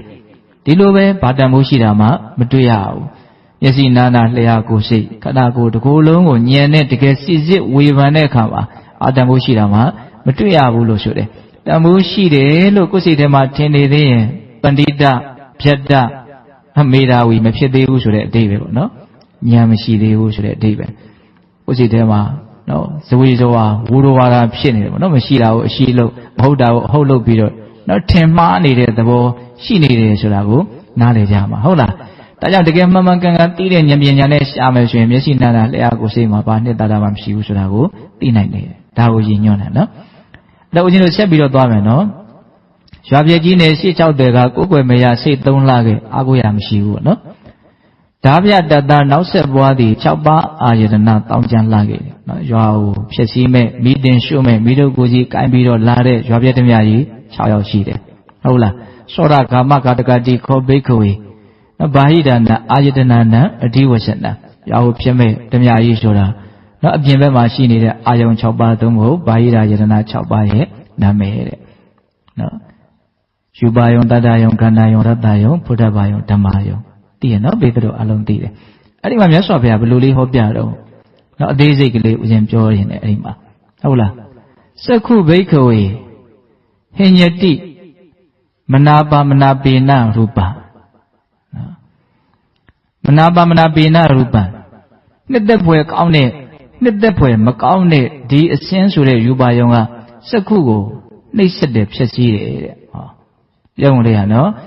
်နှစ်သက်ဖွယ်မနှစ်သက်ဖွယ်နော်အစင်းကအကြမ်းမြင့်2မျိုးပေါ့နော်ကြိုက်စရာမုန်းစရာပေါ့နော်အဲ့ဒီကြိုက်စရာမုန်းစရာယူပါယုံဆိုတဲ့အစင်းတက်ကမျက်စိကိုဟင်ညတိနှိပ်စက်တယ်လို့ဒီလိုသုံးတယ်ဟုတ်လားအဲ့ဒါလိုပဲဦးဇင်းတို့နှစ်သက်ဖွယ်မနှစ်သက်ဖွယ်အတန်ကနားကိုနှိပ်စက်တယ်သောတံဟင်ညတိမနာပါမနာပေတုတတ္တံဟုတ်လားတခါနှစ်သက်ဖွယ်မနှစ်သက်ဖွယ်အနံ့ကနှာခေါင်းကိုနှိပ်စက်တယ်နှစ်သက်ဖွယ်မနှစ်သက်ဖွယ်အရသာကလျှာကိုနှိပ်စက်တယ်နှစ်သက်ဖွယ်မနှစ်သက်ဖွယ်အတွေ့အထိကကိုယ်နှိပ်စက်တယ်နှစ်သက်ဖွယ်မနှစ်သက်ဖွယ်သဘောတရားကစိတ်ကိုနှိပ်စက်တယ်တဲ့ဒီနှိပ်စက်တယ်ဆိုတဲ့အသုံးလုံးပြောတယ်နော်တော့ဒီနေရာမှာဦးဇင်းတို့ဘလို့နှိပ်စက်တာတော့မီးကဘလို့တောက်သွားတာတော့နှစ်သက်ဖွယ်အာယုံနော်6မျိုးကိုပေါင်းပြောရပါစို့ဟုတ်လားနှစ်သက်ဖွယ်အာယုံကယာဂမီးနဲ့ရှို့မယ်ပေါ့နော်နှစ်သက်ဖွယ်အာယုံကယာဂမီးနဲ့ရှို့ပြီးတော့ဒီတဲ6လုံးကိုနှိပ်စက်မယ်ပေါ့နော်မနှစ်သက်ဖွယ်အာယုံကတော့ဘာဖြစ်မလို့ဒေါသမီးနဲ့ရှို့ပြီးတော့ဒီတဲ6လုံးကိုမီးတင်ရှို့မယ်ပေါ့အဲ့တော့ယာဂဒေါသဖြစ်တယ်ဆိုတာအနှိပ်စက်ခံရတာပဲနော်အရှို့ခံရတာပဲအလောင်ခံရတာပဲဆိုတဲ့အဓိပ္ပာယ်မျိုးကိုကိုဉာဏ်တွေကနားလည်ထားဖို့လိုတယ်နော်ခံစားချက်နဲ့နားလည်ရင်တော့ပို့တောင်ကောင်းအောင်မယ်ပေါ့နော်ဆွဲမဲ့တဲ့သဘောဖြစ်ရတာဆင်းရဲလိုက်တာပင်ပန်းလိုက်တာဆိုတဲ့အထိနားလည်ဖို့လိုတယ်နော်များသောအားဖြင့်မကျေနပ်တဲ့သဘောဒေါသဖြစ်ရတာကတော့ဆင်းရဲတဲ့ပင်ပန်းတယ်ဆိုတော့သိရတာများပါတယ်ဒါမှဒီဆွဲမဲ့တယ်ဆိုတာကိုကျတော့ဆင်းရဲတဲ့နှိပ်စက်ခံရတယ်ဆိုတာသိဖို့သိတော့မလွယ်ဘူးဟုတ်လားအဲ့တော့ဒါသူ့ရဲ့မူရင်းစကားလေးကိုစဉ်းစားနော်နှစ်သက်ဖွယ်မနှစ်သက်ဖွယ်အာယုန်တွေကဒီဓဝါရတွေကိုနှိပ်စက်တယ်လို့ပြောတယ်နော်အဲ့တော့မနှစ်သက်ဖွယ်အာယုန်ကြီးကနှိပ်စက်တယ်ဆိုတာတော့လူတိုင်းပြောကြတယ်နော်မင်းအတန်ကြားကိုမကြားခြင်းဘူးငါအတန်နေနဲ့လာပြီးနှိပ်စက်စမ်းတယ်ဟုတ်လားအဲ့ဒါဘာကိုပြောတာလဲမကြားခြင်းတဲ့အတန်ကိုလာပြောတာနော်ကြားခြင်းတဲ့အတန်ကြတော့ငါ့ကိုလာနှိပ်စက်တယ်လို့ပြောတာအဲ့ဒါသဘောကျတာပေါ့နော်ဟုတ်လားဟုတ်တယ်နော်အဲ့ဒါကြတော့ကိုကနှိပ်စက်ခံရတယ်လို့လည်းမခံစားရဘူးတော့ဒါကြောင့်ယာဂမီးကိုပူတယ်လို့လူတွေကသိမသိဘူးဒေါသမီးကြတော့ပူတယ်လို့သိတာများတယ်ဟုတ်လားစဉ်းစားနော်ဒါကြောင့် तू ကပြည့်ပြည့်စုံစုံစဉ်းစားမှဟုတ်လားဟိုကိုစားရင်သာစားရင်သဘောကျတယ်ဆင်းရဲတယ်လို့ဘယ်သိမလို့ကိုမကြိုက်တာကြီးစားလိုက်ရပြီစိတ်ပါဇက်ထဲရောက်တော့မှထွေးပြေလို့လည်းမရဒါကြီးကိုမကြိုက်ဘူးဆိုတော့အဲ့တော့တော်တော်ဆင်းရဲသွားတယ်ပေါ့အဲ့ဒါကြတော့နှိမ့်ဆက်ခံမှသိတယ်အမှန်ကအဲ့ဒီအာယုံကြောင့်ဆိုတာထက်အဲ့ဒီအာယုံကိုအကြောင်းပြုပြီးတော့ဖြစ်လာတဲ့မကျေနပ်ခြင်းကျေနပ်ခြင်းကကိုယ့်ကိုဆင်းရဲစေတာအဲ့ဒီထိရောက်သွားမှာနော်ဟိုမီးရှို့တာကတော့အဲ့ဒီလူကရှို့တာပေါ့ဓမြကရှို့တာပေါ့ဒါပေမဲ့တကယ်လောင်တာကတော့ဓမြကလောင်တာလားမီးကလောင်တာလားဒါနားလည်ဖို့လို့နော်အာယုံကကိုယ့်ကိုတကယ်လောင်ကျွမ်းစေတာလားအာယုံကိုအကြောင်းပြုတော့ဖြစ်တဲ့အလိုကြခြင်းအလိုမကြခြင်းဆိုတဲ့ကိလေသာကလောင်စေတာလားအဲ့ဒါကိုပြောချင်တာနည်းနည်းများလေးနေမလားမသိဘူးတေချာနားထောင်တော့ဒါမှဟိုတရားရဲ့စိတ်ဝင်စားလို့ရှိရင်ပို့ပြီးတော့အချိန်ကုန်မှမသိကုန်သွားမယ်ဟုတ်လားတဏှာရဲ့ပြည့်တော့မယ်တရားဆုံးမှာမဟုတ်ဒီပုံစံတိုင်းဆိုရင်ဟုတ်လားနော်အဲ့တော့ဒါဘုံဘုံကအသေးစိတ်လေးကိုစဉ်းစားမိတာလေးကိုပြောပြတာနော်အဲ့တော့အာယုံကဓမြပဲဟုတ်တယ်မဟုတ်လားဓမြကတကယ်တမ်းနှိမ့်ဆက်တာဘာနဲ့နှိမ့်ဆက်မီးနဲ့နှိမ့်ဆက်မီးရှို့မယ်ပေါ့နော်အဲ့တော့အာယုံဆိုတာတကယ်ရှောင်လို့မရဘူးလေမီးမလောင်အောင်ပဲကြိုးစားရမှာပေါ့ဟုတ်လားဒီအချက်ကိုသွားမှတောင်းရှင်အာယုံကိုရှောင်နေဘယ်နဲ့လုံလဲမရဘူးအလုံးမဖြစ်ဘူးအဲ့ဒီကိစ္စဟုတ်လားအဲ့တော့အာယုံကနှိမ့်ဆက်မှာလားအဲ့ဒီအာယုံကြောင့်ဖြစ်တဲ့ကိလေသာကနှိမ့်ဆက်မှာလားကိလေသာနှိမ့်ဆက်မှာနော်အဲ့တော့အဲ့ဒီကိလေသာကလည်းပဲအာယုံတွေ့တိုင်းဖြစ်သလားဆိုတော့မဖြစ်ဘူးတတိရှိရင်မဖြစ်ဘူးတတိမရှိရင်ဖြစ်တယ်ဟောအဲ့ဒီမှာအဓိကတော့ချက်ကိုနားလည်ဖို့လိုတယ်နော်ဒီအာယုံရဲ့သဘာဝကိုအမှန်ကန်သိတဲ့ပညာရှိမယ်အဲ့ဒီပညာအလကားမရဘူးအဲ့ဒီပညာရဲ့ရှိကတတိရှိမှအဲ့ဒီပညာကရနိုင်တယ်ဒါကြောင့်တတိကိုပဲဦးဇင်းတို့ကဦးစားပေးပြီးတော့ပြောတာဟုတ်လား ဒီအာယုံဟာပုဂ္ဂိုလ်တ attva သဘောမဟုတ်ဘူးအိဋ္ဌဒုက္ခအနတ္တသာဖြစ်တယ်လို့သိတာပါလေပညာတကယ်အာကိုဝမှာအဲ့ဒီပညာသို့သောအဲ့ဒီပညာကတတိရှိသွားရှိမှနော်တတိဒီဟုသောအကြောင်းကြောင့်ပညာဒီဟုသောအကျိုးရလဒ်ထွက်လာမယ်ဆိုတာလေးကိုနားလည်ဖို့လိုတယ်မှန်ကန်ကသူ့ကိုအောက်မေ့အမှတ်ရနိုင်မှသူ့ရဲ့သဘောကိုသိနိုင်တာဟုတ်လားဒါကြောင့်ဘာအာယုံပဲတွေ့ဘလို့စိတ်ခံစားချက်ပဲဖြစ်ဖြစ်သူ့ကိုတတိနဲ့သိနေရမယ်သိနေလို့ရှိရင်သူ့ရဲ့သဘောမှန်ကိုသိသွားမယ်သူ့သဘောမှန်ကိုသိတာကပြင်းတာသူ့ကိုသိအောင်အာယုံစလိုက်တာအောက်မေ့လိုက်တာကဘာလဲတတိဟုတ်ရဲ့လားနော်အဲ့တော့တတိရှိရင်ပညာဖြစ်မယ်ပေါ့နော်ပညာဖြစ်လို့ရှိရင်ယောနိသောမနတိကာရသဘောတွေလည်းပါဝင်သွားပြီနော်အဲ့ဒါဆိုလို့ရှိရင်နှစ်သက်ဖွယ်မနှစ်သက်ဖွယ်အာယုန်တွေကကိုယ့်ကိုရာဂဒေါသဖြစ်အောင်မလုံးနိုင်ဘူးဟောအဓိကအမြတ်စွာဘုရားရဲ့နော်တရားဒေသနာတွေကအဲ့ဒီအချက်ကိုကောင်းကောင်းနားလည်ဖို့အတွက်ရှင်းပြထားတယ်အလွန်များတယ်ဟုတ်ရဲ့လားဒါကြောင့်ဦးဇင်းတို့ပြေတော်ပေါင်းတော့အာယုန်ကရှောင်လို့မရဘူးအာယုန်ကိုအကြောင်းပြုပြီးတော့ကိလေသာမီးမတောက်ဖို့ပဲတတိနဲ့ဉာဏ်နဲ့ဝရိယနဲ့ဘာလို့ကြမလို့ကြိုးစားကြရမှာဒီနားလေးနဲ့နော်ဟုတ်လားလွဲနေမှာဆိုလို့ဟုတ်လားအေးဒါကြောင့်အာယုံ6ပါးကိုဘာလို့ပြောတော့ရွာပြည့်တည်းများ6ရောက်တဲ့အဲ့တော့အာယုံကိုလည်းပဲ2မျိုးခွဲပြီးတော့နားလည်မယ်နော်နှစ်သက်ဖွယ်မနှစ်သက်ဖွယ်အာယုံအဲ့ဒီနှစ်သက်ဖွယ်မနှစ်သက်ဖွယ်အာယုံကဒီဓဝါရကိုဘာလို့တော့နှိမ့်ဆက်တယ်တဲ့သူတို့ကြောင့်မို့လို့ကိလေသာဖြစ်လို့သူတို့ကိုနှိမ့်ဆက်တဲ့လူလို့ပြောတာတကယ်လက်တွေ့ကနော်သူတို့ကနှိမ့်ဆက်တယ်ဆိုတာတဲ့သူတို့ကြောင့်ဖြစ်လာတဲ့ကိလေသာကနှိမ့်ဆက်တယ်ဆိုတာကနားလည်ဖို့မလိုဘူးလားလိုရင်နော်ဟုတ်ရဲ့လားယန္တာတွေအာယုံနဲ့တွေ့တာပဲလေအဲ့ဒီအာယုံကြောင့်ယန္တာတွေမှာလောဘဒေါသဖြစ်သလားမဖြစ်ဘူးဟုတ်ရဲ့လားဒါကြောင့်ဒေသနာလေးတွေကိုအသေးစိတ်နားလည်ဖို့လိုတယ်နော်ဆက်သွားကြမယ်နော်အေးကမင်းနေရလူခိုးသားကိုသုံးပါးဝဏ္ဏဘဝထောင်၌၄កောင်တတ်မွေနှင်းအပ်ပေ၏ပရမေဗုဒ္ဓမေကောင်းမှပြီဘဝဝဏ္ဏမွေ၄កောင်မှလွတ်အောင်ယုံထွက်ပြေးပါလေလီလက်နဲ့ကိုယ်စီဆွဲပိုက်ချီလျက်လောကီခန္ဓာ၅ပြားဟူသောသူတတ်များနဲ့ဓမ္မကက္ခတတ်ခွင့်ရှာသည်တဏှာခေါ်မှတွင်းလူသက်တို့ထက်ချက်မကွာကလျက်ပါ၏ရွာပြည့်ကြီးနဲ့ရှေ့၆တယ်ကကိုယ်ွယ်မရစိတ်သုံးလှခဲ့တာပြတန်တာနောက်ဆက်ပွားသည်၆ပါးအာယရဏတောင်းကျမ်းလှခဲ့ဩဃ၄သွယ်မြစ်ပြင်ကျဲ၏ဤဝယ်ဘက်ကြတက္ကာယကများလှဘေးပြန်ရန်သူပြန်၏ဟောဒီရောက်သွားပြီနော်အဲ့ဒီရွာပြက်ကနေပြီးတော့ရွာပြက်တများ6ယောက်ရဲ့ရန်ကကြောက်လို့သူဆက်ပြီးတော့ပြေးတဲ့ခါကျတော့ဘာတွေ့တော့ရေပြင်ကျဲကြီးတွေ့တယ်တဲ့မဟာဥဒကဝဏ္ဏရေပြင်ရေအစုအဝေးကြီးပေါ့နော်အလွန်ကျဲတဲ့မြစ်ကြီးလို့ဆိုကြပါစို့ဟုတ်လားအဲ့လိုတွေးပြီးဆိုရင်အဲ့ဒီမြစ်ကြီးဆိုတာဘာကိုပြောတာလဲဆိုတော့မဟာဥဒကဝဏ္ဏတိခောဘိကဝေနော်စတုံနေတံဩဃာဏဒီဝစန္တနော်ရေပြင်ကျဲကြီးဆိုတာ၄ပါးသောဩဃတရားတို့ရဲ့နာမည်ပါတဲ့ဒီနေ့မှာဩဃဆိုတဲ့အသုံးလုံးလေးနော်သူကအာတဝဆိုတဲ့အသုံးလုံးတော့လူလောကတွေကိုသိပြီးတော့မတွင်ကျဲဘူးနော်ဩဃဩဃဆိုတာဘာလို့ဆိုရေလှိုင်းကြီးတွေဟုတ်လားအခုဦးဇင်းတို့ဒီပင်လယ်ကမ်းစပ်ကိုသွားဆိုလေထန်တဲ့အချိန်မှာရေလှိုင်းကြီးတွေလာရှိနော်တုံတန်ယုံသင်္ဘောတွေတောင်မှနော်အန်တွေပေးနိုင်တော့အောင်ကြီးမားတဲ့ရေလှိုင်းကြီးတွေနော်အဲ့ဒီလူတယောက်လောက်ကြာသွားမယ်ဆိုရင်နော်ရောင်းလင်းချက်မရှိဘူးပေါ့နော်အန်တွေရှိတယ်ပေါ့နော်အဲ့ဒီနေ့မှာဩဃဆိုတာအဲ့ဒီရေလှိုင်းကြီးတွေကိုရည်ညွှန်းတာအဲ့တော့ပဂတိရေလှိုင်းကြီးတွေမဟုတ်ဘူးနော်တတ္တဝါတွေကိုအဲ့လိုလွှမ်းမိုးဖိပြီးတော့နှစ်သက်တဲ့သဘာဝနဲ့နော်တူလို့မို့နော်ကာမောကဘောကဒိဋ္ဌောကဝိဇောကနော်လောဘရဲ့ဒိဋ္ဌိရဲ့မောဟရဲ့ကိုဩဃ၄ပါးလို့ပြောတာအဲ့တော့ဒီနေရာမှာလောဘကသူက2မျိုးကွဲထွက်သွားတယ်ကာမောကကာမတိဟုသောအာယုံကိုနှစ်သက်တဲ့လောဘသူကရေလှမ်းကြီးပဲတတ္တဝါတွေကိုဆွဲပြီးတော့နှစ်သက်တယ်နော်ဘောကတဲ့နော်ဘဝကိုနှစ်သက်တဲ့လောဘနော်လောဘတော့လောဘပဲနော်ကာမကိုနှစ်သက်တဲ့လောဘကိုတစ်ပိုင်းပြောတယ်ဘဝကိုနှစ်သက်တဲ့လောဘကိုတစ်ပိုင်းပြောတယ်ဒါကြောင့်ဩဃ၄ပါးမှာတေကိုကောက်ရင်၃ပါးပဲဖြစ်သွားတယ်ကာမောကနဲ့ဘောကလောဘဖြစ်တယ်ဟုတ်လားဒိဋ္ဌောကဒိဋ္ဌိဝိဇောက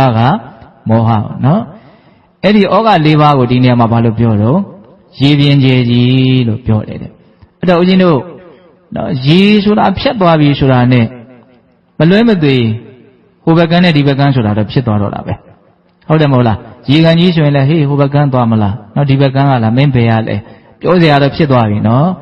ရေစီးနေတယ်ချောင်းရေစီးနေဆိုဟိုဘက်ကန်းဒီဘက်ကန်းကအလိုလိုဖြစ်မသွားဘူးလားဖြစ်သွားတယ်အဲ့တော့ဒီဩဃရေပြင်ကျဲရဲ့ဘေးမှာခုနတုန်းကရာဇဝသားကရက်ပြီးတော့သူပါစဉ်းစားတယ်ဩဒီဘက်ကတော့တော်တော်အန္တရာယ်များတယ်နော်တာသင်္ကံတပ္ပတိဘေယံလို့သုံးတယ်တာသင်္ကံ နော်စွရင်စရာကြောက်လန့်စရာတွေနဲ့တပ်ပတိပယံဘေးတွေနဲ့ရောပြွန်းနေတယ်ဒါကြောင့်ငါဒီဘက်ကကနေလွတ်အောင်ဒီရေပြင်တွေကိုဖျက်ပြီးတော့ဟိုဘက်ကကိုရောက်အောင်သွားမယ်ပေါ့နော်အဲ့တော့ဦးဇင်းတို့ဒီရေပြင်တွေကတော့ဩဃ၄ပါးလို့ပြောလိုက်တော့ဒါအတိပ္ပယ်နားလည်သွားပြီပေါ့ဒီဩဃကိုကူးနိုင်မှဟိုဘက်ကကိုရောက်မယ်ပေါ့နော်ဟုတ်လားလောဘရဲ့ဒိဋ္ဌိရဲ့မောဟရဲ့နော်ဘဝရဲ့ပုံမှာမမောတဲ့လောဘကဘောက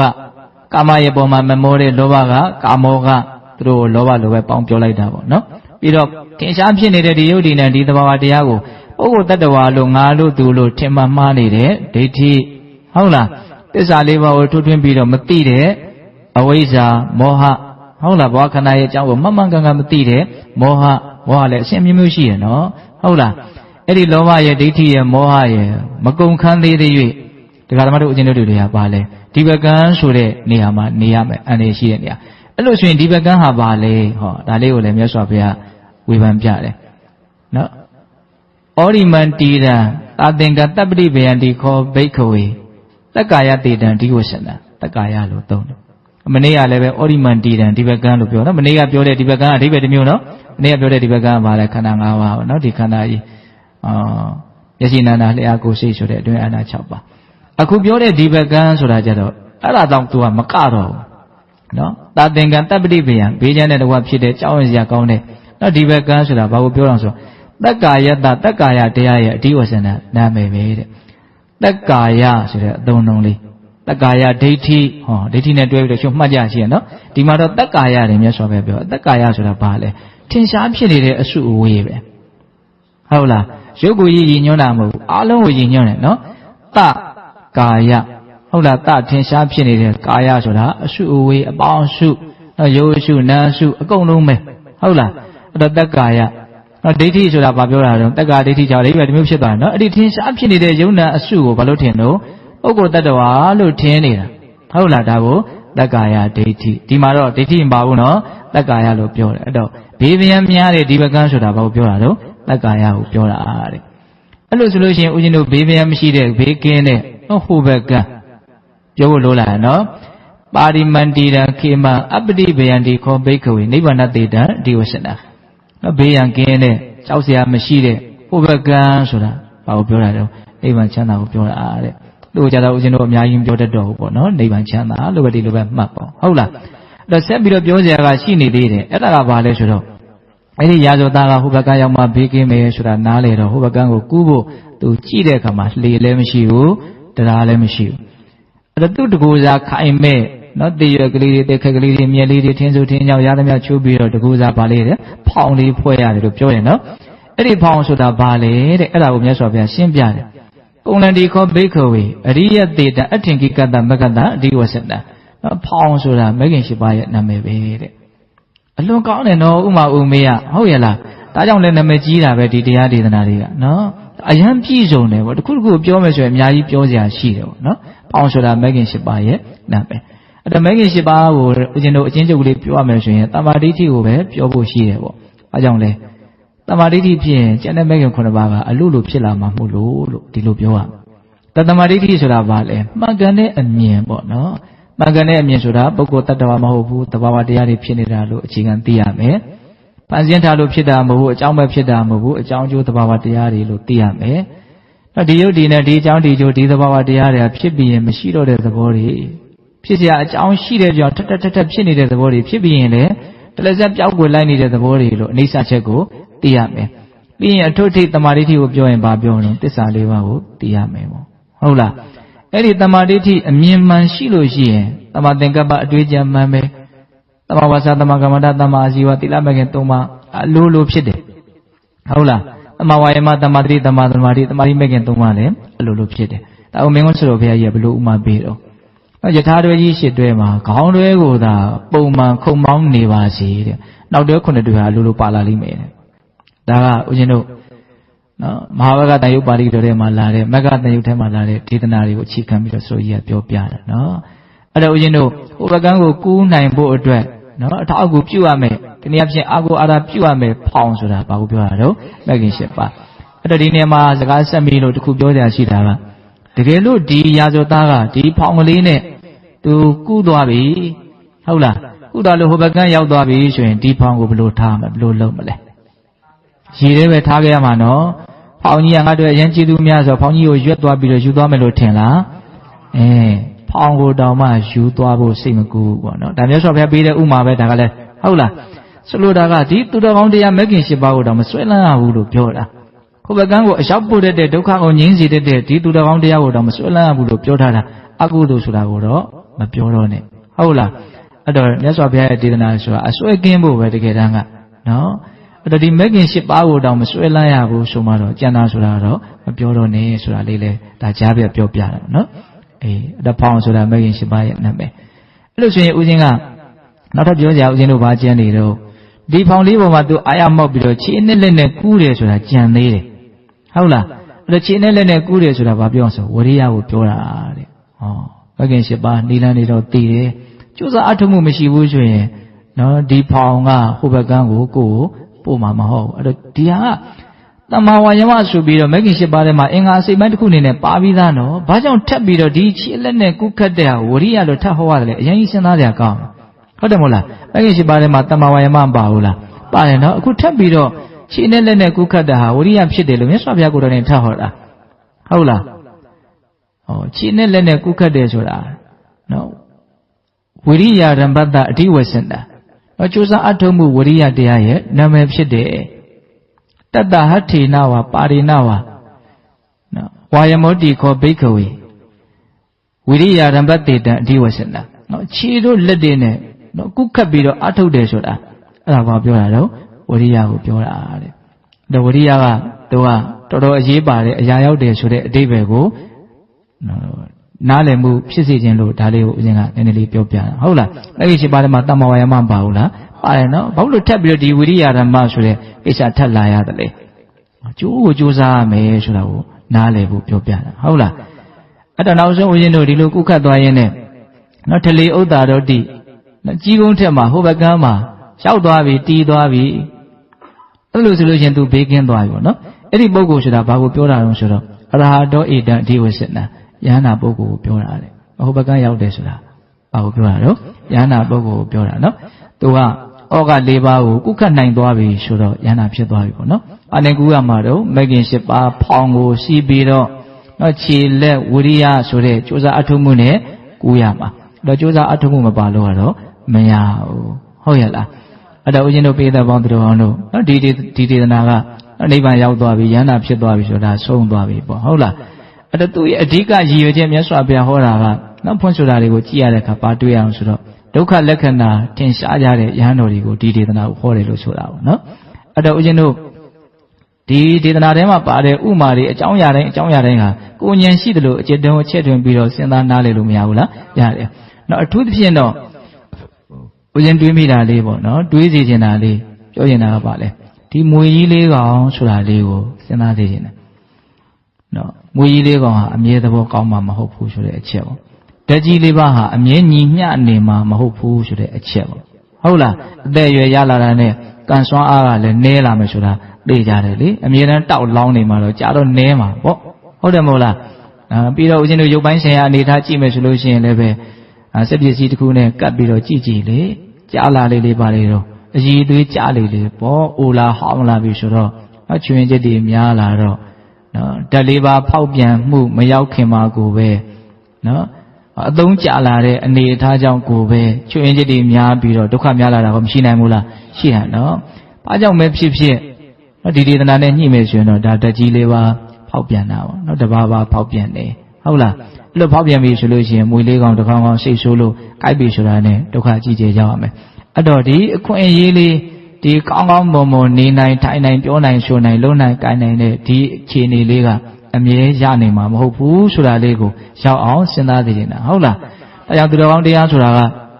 မြတ်စွာဘုရားကိုယ်တော်လိုက်ဟောပါလေနော်အိုလာလို့ရှိရင်နာလာလို့ရှိရင်သူတော်ကောင်းတရားကိုလိုက်နာဖို့ကျင့်သုံးဖို့မလွယ်ဘူးလို့မြတ်စွာဘုရားဟောတယ်မရဘူးလို့ဟောတာတော့မဟုတ်စကားအရင်တိကျနော်မြတ်စွာဘုရားဒေသနာအိုဝီနာပြီဆိုရင်သူတော်ကောင်းတရားကိုကျင့်ကြံကြိုးကိုအထုတ်ဖို့မလွယ်ဘူးတဲ့နတုကရံမလွယ်ဘူးလို့ဒီလိုပြောတယ်မရဘူးလို့ပြောတာတော့မဟုတ်ဘူးအခက်အခဲလုပ်ရင်တော့ရနိုင်တယ်ဒါပေမဲ့လွယ်လွယ်ကူကူတော့ရမှာမဟုတ် အဲ့တော့ဒီငယ်ရွယ်တဲ့အရွယ်နှုတ်ပြတဲ့ရွယ်ကျမ်းမာရေးကောင်းတဲ့အရွယ်မှာတောင်တရားဓမ္မတို့ဦးဇင်းတို့ကမလွတ်ဘူးခဲ့နေတယ်ဆိုရင်အဲ့ဒီရွယ်ရောက်ရင်တော့ဘလို့များနေမလဲပို့ပြီးတော့ခက်ခဲသွားမယ်နော်ဟုတ်လားဒါတစ်ချက်ပေါ့နောက်တစ်ချက်ကအိုလာနာလာတဲ့အခါမှာသူတော်ကောင်းတရားကိုသိထားတဲ့ပုဂ္ဂိုလ်ဟာသူ့အတွက်အစဉ်ပြေအောင်နေနိုင်တယ်လို့မြတ်စွာဘုရားဟောတာရှိတယ်ဒါအရင်စဉ်းစားကြရကောင်းတယ်နော်အိုရေးနာရေးနဲ့ပတ်သက်လာရင်လူတွေကဖြည့်ရှင်းဖို့အတွက်ဘာကိုပဲအားကိုးကြတာများလဲအိုက်ဆံကိုပဲအားကိုးကြတာနော်အရှင်းတက်ပြီးတော့ကိုယ်ပေါ်တန်ရောရှင်ရှိမဲ့ကိုယ်ကိုပြုစုမဲ့နော်ကိုယ့်ရဲ့သားသမီးလေးတွေမြေးလေးတွေနီးစရာဒါလေးတွေကိုလည်းအားကိုးကြတာမရှိဘူးလားအဲ့ဆိုဘုရားတော့အဲ့လိုမဟုတ်ဘူးနော်ပူခြင်းနာခြင်းနဲ့ကြုံလာတဲ့အခါမှာသူတော်ကောင်းတရားကိုသာသိထားမယ်ဆိုရင်အဲ့ဒီလိုအစဉ်ပြေပြေနေနိုင်တယ်လို့ဟောတာချမ်းချမ်းသာသာနေလို့ရတယ်လို့ဟောတာဟုတ်လားအဲ့တော့ဦးဇင်းတို့ကဘယ်လိုတွေးမိတုံးဆိုတော့ဥဒါနာတာပြဿနာလားရင်မဆိုင်နိုင်တာကပြဿနာလားဟောဒါစဉ်းစားကြရအရင်ရှိလာပြီနော်လူတွေကတကယ်အဓိကအချက်ကိုမပြင်ဆင်ဘူးဟုတ်လားအိုရနာလာတဲ့အခါမှာမအိုအောင်မနာအောင်တချို့ကြိုးစားကြတယ်မကြိုးစားလို့အိုတော့မယ်နာတော့မယ်ဆိုရင်လည်းပဲဒါကိုရင်ဆိုင်နေတဲ့အစွမ်းရှိအောင်မကြိုးစားပါဘဲနဲ့ဘေးကဘလို့ပံ့ပိုးမှုတွေရမလဲဆိုတာပဲသူတို့မျှော်လင့်ကြတယ်ဒါတော့မှအဆင်ပြေမှာမဟုတ်ဟုတ်လားဒါကြောင့်ဦးဇင်းတို့ပေးတဲ့ပေါင်းသူဘာပဲဖြစ်နေနေကိုကရင်ဆိုင်နေနေဆိုရင်အဲ့ဒါကိုယ့်အတွက်အခက်အခဲမဟုတ်ဘူးလေဟုတ်လားဒါကြောင့်ဒီအိုခြင်းနာခြင်းတကြီးလေးပါဖောက်ပြန်မှုကြုံလာခဲ့သည်ရှိတော့သူတော်ကောင်းတရားကိုသာကြိုတင်ပြီးတော့တိထားနေမဲ့ဆိုရင်အဲ့ဒါကိုယ့်အတွက်ပြဿနာမဟုတ်သူတော်ကောင်းတရားကိုကြိုတင်ပြီးတော့မသိရသေးဘူးတကြီးလေးပါကအရင်ဖောက်ပြန်သွားတယ်ဆိုရင်တော့အဲ့ဒါလူလိမ့်နေအောင်ခံရလိမ့်မယ်ခန္ဓာကိုယ်ဆင်းရဲတဲ့ကြားတဲ့စိတ်ကလည်းပဲမကျေနပ်နိုင်မှုလက်မခံနိုင်မှုနားမလည်နိုင်မှုတွေနဲ့ရှုပ်ထွေးပြီးတော့ဒုက္ခအကြီးကျယ်ရောက်ရလိမ့်မယ်အဲ့ဒီပြဿနာဘယ်လိုရှင်းပေးမလို့ဘယ်လိုမှမရှင်းဘူးမကြုံခင်လေးရစပြီးတော့ကြိုတင်ပြီးတော့ရှင်းနိုင်အောင်လုပ်ဖို့မလိုဘူးလားလိုတယ်နော်တဝေကဆိုတာအဲ့ဒါကိုပြောတာနော်အခုဦးဇင်းပြောနေတာထဲမှာလှုပ်ကြံပြီးတော့ကြမ်းဖန်ပြီးတော့စိတ်ကူးယဉ်ပြီးတော့ပြောတာတခုမှမပါဘူးဟုတ်ရဲ့လားဒါကြောင့်မွေလေးကောင်အမြဲတမ်းသဘောကောင်းမှာမဟုတ်ဘူးတကြီးလေးပါအမြဲတမ်းညီမျှနေမှာမဟုတ်ဘူးနော်ဒီနေရာမှာဘယ်ရွယ်ကြမှာဖောက်ပြန်မယ်လို့တရားဒီကတ်တဲ့ချက်လည်းမရှိဘူးနော်တချို့ငငယ်ရွယ်နဲ့ဖောက်ပြန်တာနော်ကလေးစေးုံဆိုတာမရှိဘူးလားကလေးအထူးခုဆိုတာမရှိဘူးလားဘာလို့ရှိတာကလေးလေဖောက်ပြန်တာပဲဆိုတာပြောတာဒါပေမဲ့ကိုတော့ဖောက်ပြန်မဲ့အထက်ကိုထည့်မထားဘူးကိုတော့အချိန်ချမှာပဲဖောက်ပြန်မယ်လို့ထင်နေတာဟုတ်လားအချိန်ချမှာပဲဖောက်ပြန်တော့အချိန်ကလည်းဘယ်တော့မှကြာမယ်လို့ကိုတရားဒီတွက်ထားတာလည်းမရှိဘူးဟုတ်လားအဲ့တော့ဒါဓမ္မတို့ဦးဇင်းတို့တွေကတကယ်တွေးကြည့်ရင်ညာအလွန်တုံးတယ်ဆိုတာသိနိုင်တယ်ဟုတ်လားဒါဦးဇင်းတို့လည်းဒီတိုင်းမှာပဲမတုံးလားထက်လားဆိုတာဒီတိုင်းနေတာကိုကြည်ချင်းအပြင်သိနိုင်တယ်ဟုတ်လားလှုပ်တဲ့လှုပ်ထိုက်တယ်လို့မထင်သေးလို့ကိုမလှုပ်တာပဲလေလှုပ်တဲ့လှုပ်ထိုက်တယ်လို့မထင်တာအမှန်မြင်လားအမှားမြင်လားအဲ့ဒါကိုပြောတာနော်ညာအလွန်တုံးတယ်ဆိုတာဦးဇင်းတို့လည်းဒီတိုင်းပဲသိချစဉ်းစားကြည့်ရင်ညာအလွန်တုံးတာနော်နည်းနည်းလေးဝိရဝါဒပြတာလောက်နဲ့တော့မြင်ကိုမြင်ဘူး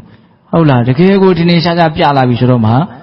ှကြောင်ချောက်ချားဖြစ်တယ်ပေါ့အဲ့ဒီကြတော့လည်းမြင်လားဆိုတော့တချို့မမြင်ဘူးနော်ဟုတ်လားတချို့စေုံစင်ကရောက်နေတာတော့မမြင်သေးဘူးဟုတ်လားတေကောင်ပေါင်းလည်းဖြစ်နေတာကိုမမြင်သေးဘူးဒါမို့သူတော်အောင်တရားဆိုတာသိနိုင်ခဲ့ဆိုတာအဲ့ဒါကိုပြောတာနော်ဒုဒ္ဒတအနုံမြင်နိုင်ခဲ့တယ်နူးညံ့တယ်တိမ်မွေ့တယ်ဟုတ်လားပတိသောတာဂါမိတန်တရားအစလန့်ဒီသူတော်ကောင်းတရားဆိုတာမြင်နိုင်ခဲ့တယ်တိမ်မွေ့တယ်နော်ဒါကြောင့်ပေးသက်ပေါင်းတော့ကိုညံလေးကိုထက်အောင်ဘာလို့မလို့သွေးရတာအခုတန်ဝေကညံရဖို့အတွက်ဒီဒေသနာကိုပြောတာသူကတန်ဝေကဆိုတာကမှန်ရာကိုသာစဉ်းစားတတ်ပါစေထိတ်လန့်မှုဖြစ်ကိုဖြစ်တယ်အခုကအဲ့ဒီအမှန်တရားကိုစဉ်းစားတဲ့စခန်းကိုမရောက်တာဟုတ်လားစဉ်းစားတော့မြတ်စွာဘုရားပြောတာရှိတယ်ဒီအိုခြင်းနာခြင်းသေခြင်းကိုစဉ်းစားရင်တမကညာသေချာပေါက်ရမလို့ပြောတယ်တမကညာဘာလို့မရအောင်ဆိုအဖြေပေါ်ပြီနော်ဘာလို့မရမစဉ်းစားလို့အမှန်တရားကုန်ချမ်းရှိတယ်နော်စဉ်းလဲစဉ်းစားတတ်တယ်နော်ဒါပေမဲ့မစဉ်းစားတော့မရဘူးမရတော့လဲကိုယ့်အဟုတ်တင်ပြီးတော့ဒီတိုင်းပဲနေနေတာပဲတွေ့တော့မှတွေ့သလိုရင်ဆိုင်သွားကြမယ်ပေါ့လေဟုတ်လားဒါကြောင့်ဦးဇင်းတို့ပေးတဲ့ပေါင်းတို့ဒီကနေ့ညပါလေအာတိဝေသောပမသုတ်တံဟုတ်လားအကုန်လုံးကသူကထိတ်လန့်စရာသဘာဝတွေကိုပဲမြတ်စွာဘုရားပြောသွားတာအဲ့ဒီတည်းကဦးစားပေးပြီးတော့ပြောတာပါလေမွေကြီးလေးကောင်ဒါကြောင့်ဒီသုတ်တံရဲ့နာမည်ကိုလည်းပဲအာတိဝေသောပမလျင်နဲ့အစိတ်ရှိတဲ့မွေကြီးနဲ့ဥမာပေးထားတဲ့တရားဒေသနာပေါ့နော်ဒါကြောင့်ပေးတဲ့ပေါင်းတို့ကောင်းတို့ဒီမွေကြီးလေးကောင်အစရှိတဲ့ဘေးတွေကလွတ်မြောက်အောင်နောက်တတိကိုပဓာနနေရာမှာထားပြီးတော့ဝိရိယနဲ့ကိုယ်ခန္ဓာရဲ့အကြောင်းကိုသိအောင်ကြိုးစားတဲ့မြင့်မြတ်တဲ့လုပ်ငန်းစဉ်ကိုကြိုးစားကြဖို့မလိုဘူးလားလိုပါတယ်အချိန်ကတော့ပုံမှန်ပဲဗျာနော်တနာရီ9မိနစ်ဟုတ်လားအဲ့တော့ဦးဇင်းတို့ခါတိုင်းညတွေလိုပဲတရားဘာဝနာလို့ကြိုးစားအထောက်ကြအောင်ဆိုနော် ဦးဇင်းတို့အချိန်ရှိပါပြီ15မိနစ်ရှိပါပြီဒီကနေ့ဖေးသက်ပေါင်းသူတော်ကောင်းတို့ကြိုးစားအထောက်ကြရတဲ့ဒါနသီလသမာဓိပညာကုသိုလ်ကောင်းမှုအစုစုတို့ရဲ့စွမ်းတတ္တိကြောင့်ဘုရားတပည့်တော်တို့သည်မဉ္ဇဉ်ဘုရားမျက်နှိပ်ပံကိုလင်းမြန်ထုတ်ချောက်မျက်မှောက်ပြုရရှိကုန်သောဟုပတ္တနာအောင်စုပြုကြကုန်ရာတည်း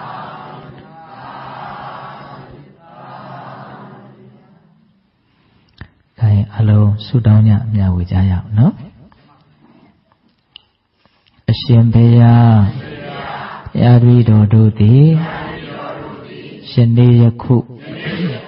ပြုလုပ်အပ်သောဒါနသီလ